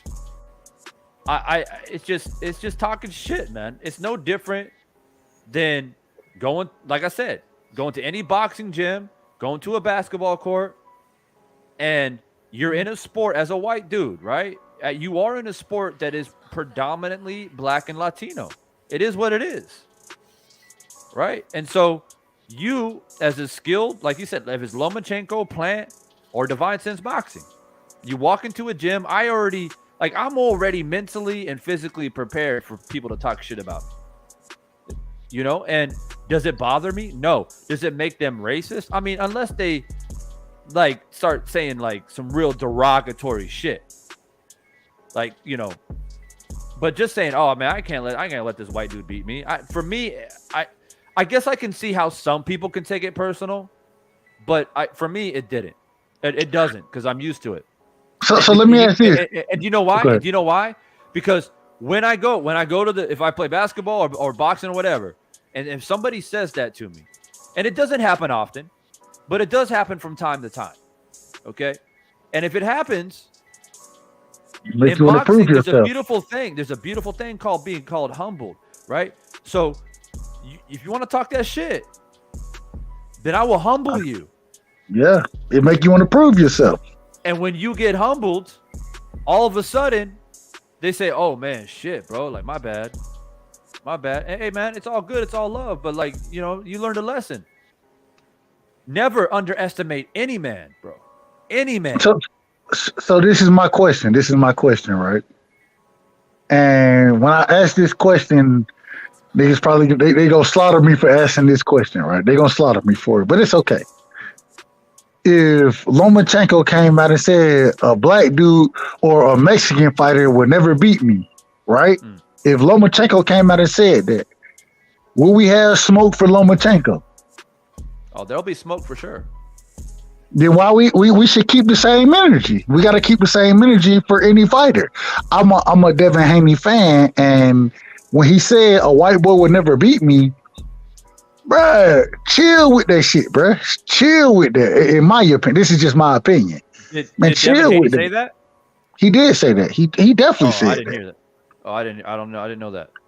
Bro, I rock with Dev, bro. I rock with Dev, and anybody who know me, they gonna tell you I rock with him. But at the same time, I don't man, you know, keep the same energy. Just keep the same energy for fighters. And if I gotta be honest and real about it, if Tyson Fury come out and say a black dude ain't gonna beat me, then I got smoke for him. Right. Any other fighter that come out and say another race of fighter, it won't beat you, I got smoke for you. The reason being because it's the fight game, it's the hurt game. Fighting doesn't come down to the race. It comes down to the skill set. And a lot of people will say that somebody like Caleb Plant, right? They'll say that he or we need to adopt him because the style he has a more slick style of fighting. He's still a white boy, right? He a white boy. He can fight though. He can fight regardless, and give the man the credit because he can fight. That's all I'm saying. I agree with you 98%.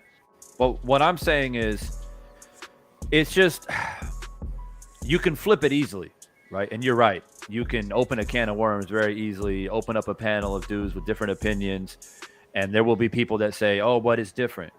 It's different. If a black dude says it, it's different. But if a white guy says it, it's different. Like a white guy should never say that about a black man, right? 100% that will happen, right? That's a society that we live in. But without going too deep into that, my explanation is simply this, man. Is that in boxing, like I said, it is a sport that is dominated by black and Latino fighters, and even more specifically, black fighters. They dominate the sport.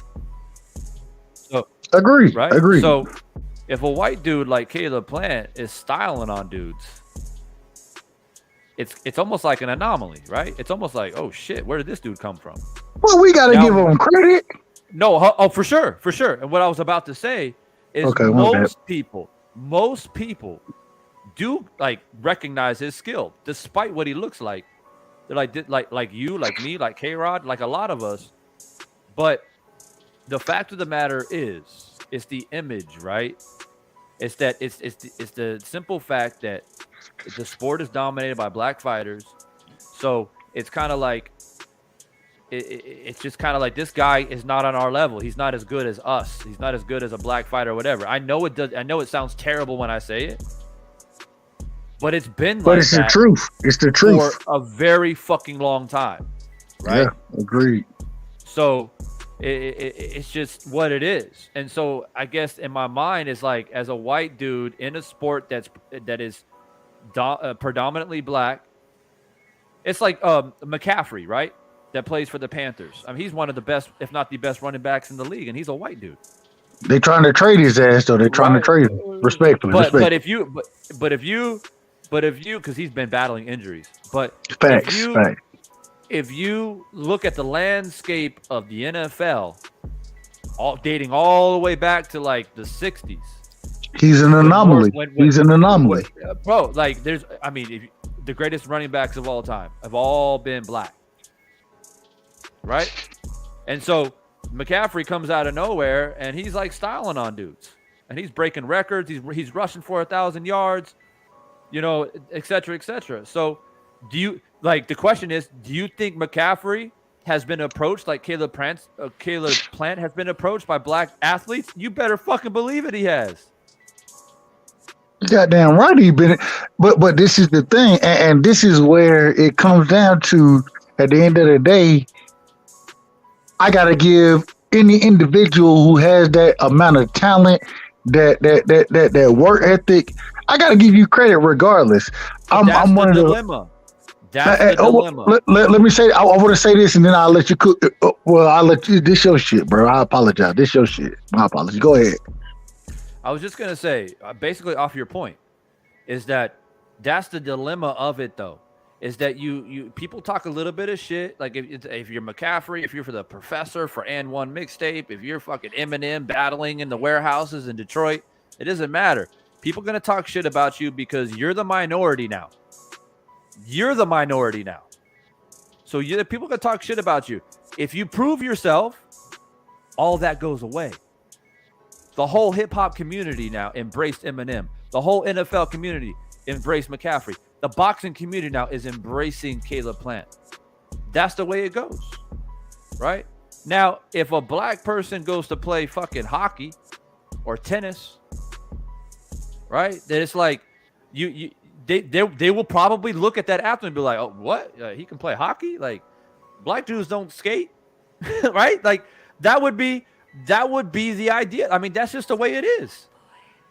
But he goes out there, he performs, he's scoring goals. Be like, oh shit, damn, the dude can play. All right, cool. Right? So that's the way it works. That's why I don't take it too serious, because it's like you people talk a little bit of shit. You're in a sport where you're not expected to do as well. You're just not. Because you're the minority, and it's predominantly, you know what I'm saying, like dominated by black athletes. So you're not expected to do well. But when you do well, 9 times out of 10, you are embraced. I can go to a gym or like a boxing gym or play basketball or whatever. Like those who know me, where I've made my mark. I come in, they're like, oh, what's up, bro? That's Divine, bro. What's good? Like, there's no more beef. There's no more shit talking, but you got to prove yourself. Caleb Plant is doing that. And guess what, Dub? I guarantee you nobody's going to mention that he's a white boy anymore. I guarantee you that. Nobody's going to mention that, because obviously it lights a fire under his ass. So nobody's going to mention it now. I look at it the same way you kind of look at it, right? And if I go to LA Fitness, you feel me? I still go to LA Fitness and hoop, right? Yeah. If I find a white boy who can hoop in it, Nick, hell no, I want him on my team. You goddamn right. I want the best on my team. I ain't worried about none of that other shit. Absolutely. I want the best on my team. And so I understand exactly what you're saying. And my only thing is that I would hope that, man, right now when we look at the sport of boxing, right? The sport of boxing is dominated, like you said, by black fighters, by Spanish, normally Mexican, but it's not just Mexican. It's Spanish fighters, Latinos, because it is You look at the Dominican, you look at Cuban. They all are. It's a domination there with what they bring to the sport. Yep. This is the thing. But even though I say it that way, right? I'm on, and Knockout Boxing 86 TV. I'm on his channel. I'm arguing for Usyk to be pound for pound number one. Do I believe Usyk is pound for pound number one? No, I got Bud, but I'm arguing against Bud because Usyk got a good case for it until what I just seen this weekend, bro. He said he was gonna show up and he didn't show up, and I understand why he didn't show up because what Deontay Wilder did against Helenius. This shit was, respect to Helenius, but goddamn, Bomb Squad running out the back door and shit. Hey, but Bomb Squad was out there. Bomb Squad was out there, and I was hoping that Usyk was gonna be there. The reason I was hoping is because I done sat there and I've argued against my brother. I believe it's the boxing scientist. I argued against him for Usyk. And so I'm like, man, Usyk got to show up. He going to be there. And then he don't show up, bro. I'm sitting here like, wait a minute, man. I'm arguing for a nigga that, and I ain't going to hold you. Even, when you get in debates and shit, you researching shit. And so a lot of this shit that I talked about with Usyk, I believed in. And then for him not to show up and to say he going to show up, and see, this is the difference. This is the question that I'm gonna put out there. Usyk didn't show up for the Wilder fight like he said he will, right?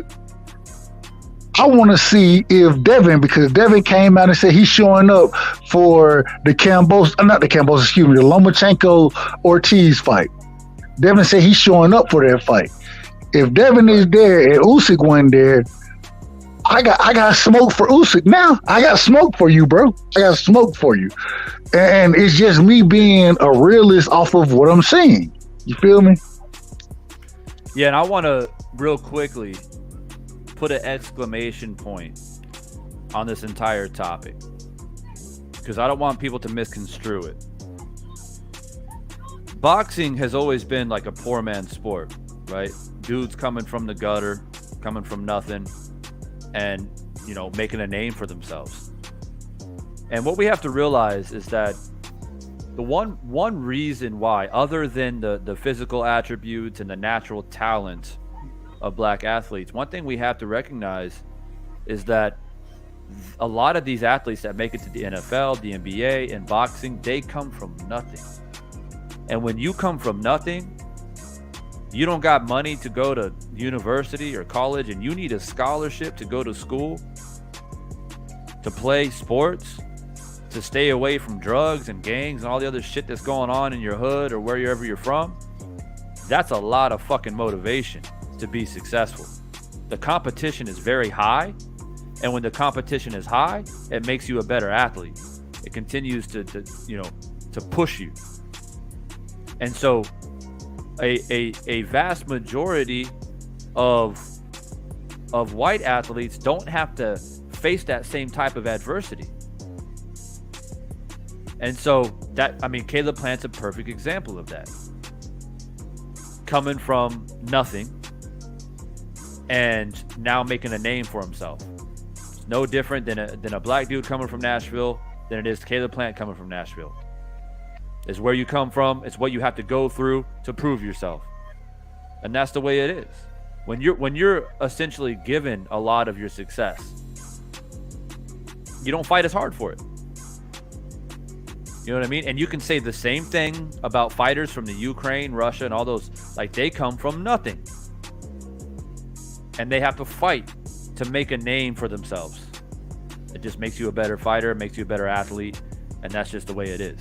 So that's something that we have to recognize as well, that I wanted to hone in. Oh, my man Dub, he bounced out.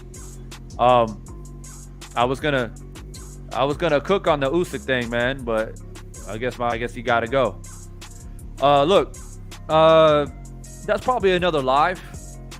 I'll probably talk about that a little bit, about Usyk not showing up to the fight. I was definitely disappointed about that. Yeah, I was actually very disappointed about that. I was hoping that he would be there, even if he didn't get into the ring, or if he didn't say much. Just being there would have meant a lot. and him not going is very disappointing. And, you know, Wilder made a point. A lot of people are asking Wilder about Usyk leading up to the fight against Helenius. You know, what are your thoughts about Joshua, Usyk, or whoever it may be? But about Usyk in particular, he actually gave Usyk a lot of credit by saying that, I heard from the people that know Usyk that he's a very genuine person. He means what he says what he means. He's a man of his word. And I'm going to give him that credit unless he proves otherwise. And when Wilder won, they asked him, like, hey, who do you want to fight next? And he said, well, I thought Usyk was going to be here, but I guess he's not. But look, you know, I don't know the reason why Usyk wasn't there. I haven't researched it. I don't know. Like, I heard something that he's going back to the Ukraine and possibly getting involved with the war again. I don't know if that's true, or if he's taking time off to be with his family. I don't know what it is, but I believe he was the one that said he was going to be at the fight, and he wasn't. At the end of the day, man, unfortunately for Deontay Wilder, it's a blessing and a curse to have so much power and to put people to sleep like that, right? The blessing is that it's entertainment. I mean, for the fan side of things, it's fucking phenomenal. We want to see more of it, right? But then on the flip side, fighters don't want to fuck with him, man. Like, the thing about Deontay Wilder is this: even if you have the skill set of a Usyk, where you think and you're looking, all right, you know, Deontay's off balance sometimes, you know, he's a little bit awkward sometimes. Maybe I can just outbox in a move. And Usyk is the most skilled boxing wise in the heavyweight division. There's no doubt about it. But the problem is that Wilder's only got to touch you one time, man. That's it. And he's got the speed and the power and the accuracy to do it. And even more so at 214 pounds. Let's not forget that Deontay Wilder has always been his most dangerous, anywhere from 212 to 220. He went back to that, and we saw that. We saw the speed and the power and the accuracy in only one fucking round. One round. Which is obviously something that I talked a lot about, and it's very clear now that going into the fight against Fury in the third fight, being 240 pounds was not a good idea. But he has realized that.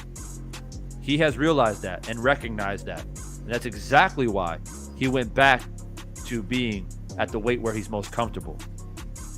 Let's also remember, when it comes to Usyk is, I mean, he's not a big heavyweight. I mean, he's fighting at heavyweight now. He used to be a cruiserweight. And fight night, he'll be 220, 225 max, I think. Because if you're fighting Wilder, if you're Usyk, you're fighting Joshua. Joshua's a bigger man than Wilder is. You want to put on a little bit of weight, you know, to deal with Joshua a little bit. But for Wilder, if you're Usyk, you want to be light. Believe it or not, you want to be light to be able to avoid Deontay Wilder's reach, because Deontay Wilder is going to have a huge reach advantage over Usyk. So you're going to have to be light. You want to come in light. You want to be fluid. You want to make Deontay swing and miss and keep him off balance and score points.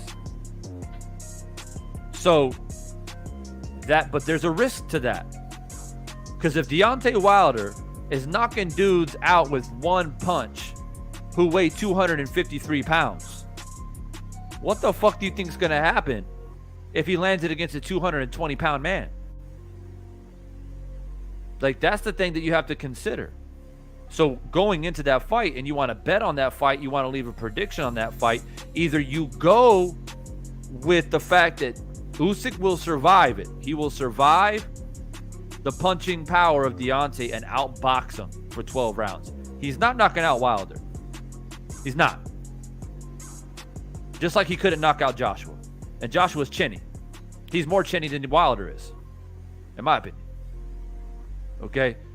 He's not knocking him out. He can outbox him for 12 rounds. There's a very decent possibility of that happening. But that's literally what you're betting on. You're betting on him surviving Deontay Wilder's speed and power. And he's way more fluid at 214, 215 than what he would have been at 240. So there's a lot to think about. Now, if you're going for Wilder, you're literally betting or predicting on the fact that it doesn't matter how well Usyk boxes. Once Deontay Wilder lands, it's over. So you're betting on his power, essentially. Now, do I think Wilder will land as flush as he did against Dominic Brazil or Spica or Helenius or even Tyson Fury in the third fight especially, or even in the first fight when he knocked him down in the 12th round? Do I think he'll land as flush? No. Usyk is very good at rolling punches, right? But he's 220 pounds. Even if you hit Usyk on the top of the head, or a grazing punch, or punching through the guard, or he tries to deflect with the shoulder, but it rolls off the shoulder and still makes contact with his head, it's going to do damage. And that's the thing. Usyk has to fight a perfect fight. He has to box a perfect for all 12 rounds, all 3 minutes for 12 rounds. And he's got to be in phenomenal shape to do it. So it's an interesting fight. It's an interesting fight. And I don't want to get too deep into it, but because, Wilder, he's coming fresh off a victory. We're all soaking up and celebrating it. We don't know what's going to happen, but I think Andy Ruiz is next. I think it's an easier fight to make. There's too many unknowns with Usyk, as amazing as it sounds. There's too many things. There's too many small, intricate details to work through to make it happen. We don't know what Tyson Fury might come out of nowhere and start pressuring Usyk again. And for Usyk, it's less of a risk to fight Fury than it is Wilder, at least in the sense of being knocked out. So we don't know. Ruiz makes sense. As far as matchmaking, as far as they're both available, selling the fight, you can sell it, with Andy with his hand speed, and he was the guy to stop Joshua. I mean, there's so many things that you can use and tools to promote that fight. Now, the fight that I think is going to happen is Wilder Ruiz. The fight that I want to see in the future is him and Usyk. But the fight that I really, really want to see is him and Joshua. But I know that's not going to happen. There ain't no way in this lifetime, after what Joshua just witnessed Wilder doing to Helenius, is he going to want to fight Wilder now. Now, after the losses against Fury, maybe he was a little bit tempted. He saw some vulnerability there. But seeing Wilder at his new weight and how well he moved, how fast, how quick he is, and how he landed that, it's brutal. It's brutal. And I just don't see Joshua taking the challenge. The only way Joshua takes the challenge is if he gets offered some ridiculous amount of money that he can't refuse, and there's no other fight out there that's worthy. And I also don't think, I think Eddie Hearn is protecting Joshua at all costs. He's already had to do so much damage control with him losing to Usyk twice. Not only that, him acting a straight up fool after the fight against Usyk, grabbing the mic, throwing the belts out of the ring and all that shit. Eddie Hearn's had to do a lot of damage control, a lot of bullshitting around to try to protect Anthony Joshua's image. Makes much more sense for Eddie Hearn to set him up against somebody that is favorable to shed some positive light on Anthony Joshua. And Deontay Wilder is not that guy. I mean, could you imagine the press conference between Anthony Joshua and Wilder? Like, Anthony Joshua is usually a humble person. He's not someone who talks a lot of shit leading up to fights. But right now he doesn't look stable to me. He might like just flip the fuck out or something. Who knows what he's capable of doing at this point? After seeing what he did after the fight against Usyk, grabbing the mic and all that shit, and all that's gonna do is piss Wilder off even more if he does act out. But there'll definitely be talk about who ducked who earlier in their careers. So that'll definitely come up. So that's the fight I want to see, though, because that's a fight that would potentially end Anthony Joshua for good. And I don't hate the man or anything like that. I don't wish ill will on him, but I also believe that you reap what you sow. And I also believe that Anthony Joshua has avoided Deontay Wilder for several years. Before the Fury trilogies, before all of that, he avoided him, in my opinion. And, you know, Usyk outboxed him. Andrew Ruiz dropped him, whatever. And he lost his belt, but he came back. He beat Ruiz. But I want to see him truly reap what he has sowed. And I know that's a bit vicious, but it is what it is. What's up, Town? What's good with you, bro? I saw you put a couple of videos out there, man. I haven't seen them all, man, but I know you definitely spoke about the plant celebration. Yo, if you free right quick, Town, there's the link, bro. If you free, click that link, come on in right quick before I end this. So we'll see if Town comes in there. I want to try to chop it up with my boy Town if he's able to come in here. But if not, K-Rod, you got any final thoughts? Yeah, man, I just want to say Deontay Wilder's a absolute god. He's basically Onaga from Mortal Kombat. But yeah, man, the improvements look a lot more deadlier. I just wish like this style was, implemented a long time ago, because like people are so lucky to like basically not have a Deontay Wilder that came into the sport a lot earlier. And even though that he came in late, it's like he's beating up on world-class competition, so you can't say that he's fighting bums and he can't box, because it takes like boxing as a whole is very difficult to to begin with, to try to set up a good shot to knock somebody out. So, if you don't have all the tools and the makings to be,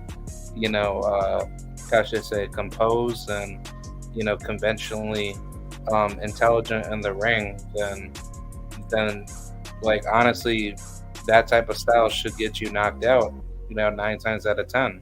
And if Deontay Wilder doesn't have any of those core fundamentals in his game, and he should have been taken out of the picture a long time ago. It's not just that his power saves him. Deontay Wilder is naturally gifted, with what he does, and to have a guy like Malik Scott in his corner so late in his career, in which they worked with each other for quite some time, but just like imagine, fast fast on rewind to like Deontay, blowing up at the scene, when he was in his mid to late 20s. Like I think that's like a huge difference in what you see now, where Wilder, he's just coming into like this new reborn stage, and it's absolutely like amazing. And I'm proud of Deontay, because I've been like a lifelong supporter, not only when he won his title, but I like Deontay ever since I graduated high school from like 2013. So Deontay Wilder, he's an all-time legend, and I hope he can make that legendary status of becoming undisputed, because if he does that and he beats the living crap out of Tyson Fury, for like undisputed, for some shit like that, then I think Deontay Wilder is basically arguably better than all the great all-time heavyweights. I mean, that's just my personal opinion, but yeah, that's about it. Yeah, for sure, man. This is my man Town. He's got to go on the run, so I'm gonna go ahead and wrap it up. It's good to. I haven't seen you come on the panel for a minute, bro. So it's good to see you come in. There's a lot to talk about. A lot of fights ended. So anytime fights end, you know, we got to talk about the future of Devin Haney, future of 135, 140. I refuse to talk anything more about Spence and Bud, so don't ask. The future of the heavyweights, what's out there. I see people mentioning Joe Joyce's name, many different things. So, you know, let's see. We'll continue to put these conversations together. It's been a beautiful weekend of boxing, and I loved it. You know, I loved every moment of it. Being able to commentate it, chop it up. I don't love, obviously, people talking dumb shit about the fight being fixed between Wilder and Helenius, but you know that comes with the territory. And so yeah, this is an open invitation for anybody, or this also anybody that's listening right now. If you know channels that are out there saying dumb shit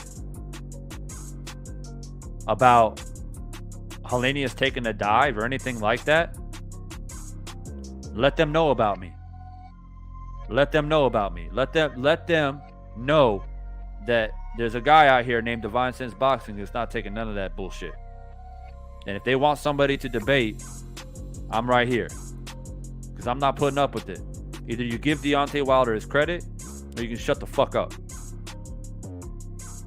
Simple as that. So that's just a mental note for everybody out there. Everybody subscribe to many different channels out here. If you hear some bullshit, let it be known. I'm not tolerating it. But other than that, man, I'm going to get up out of here, get on with my day. I know it's late for a lot of you guys, so go out there and get your sleep, get your rest. Devin Blocker, I see you, bro. I appreciate you sliding in here at the last minute, man. Always better late than never, bro. I appreciate you coming and hitting that like button, as always. But yeah, man, I'm going to construct my next plan, my next video. I'm not quite sure what the topic will be, but you know, whatever it will be real, authentic boxing talk nonetheless. So always be prepared to be ready and have that notification bell click so we can get up in here and cook. What's up, Don? I see you, Don. I see you, bro. I didn't ignore you, man. I'm just cooking. All right, guys, y'all stay up, man. Stay strong, stay positive out there. It's your boy, Divine, man. I'll be back here soon enough, coming with some more heat. So be on the lookout. K-Rod, I'll catch you on the next one, bro. Yes, sir. Thank you.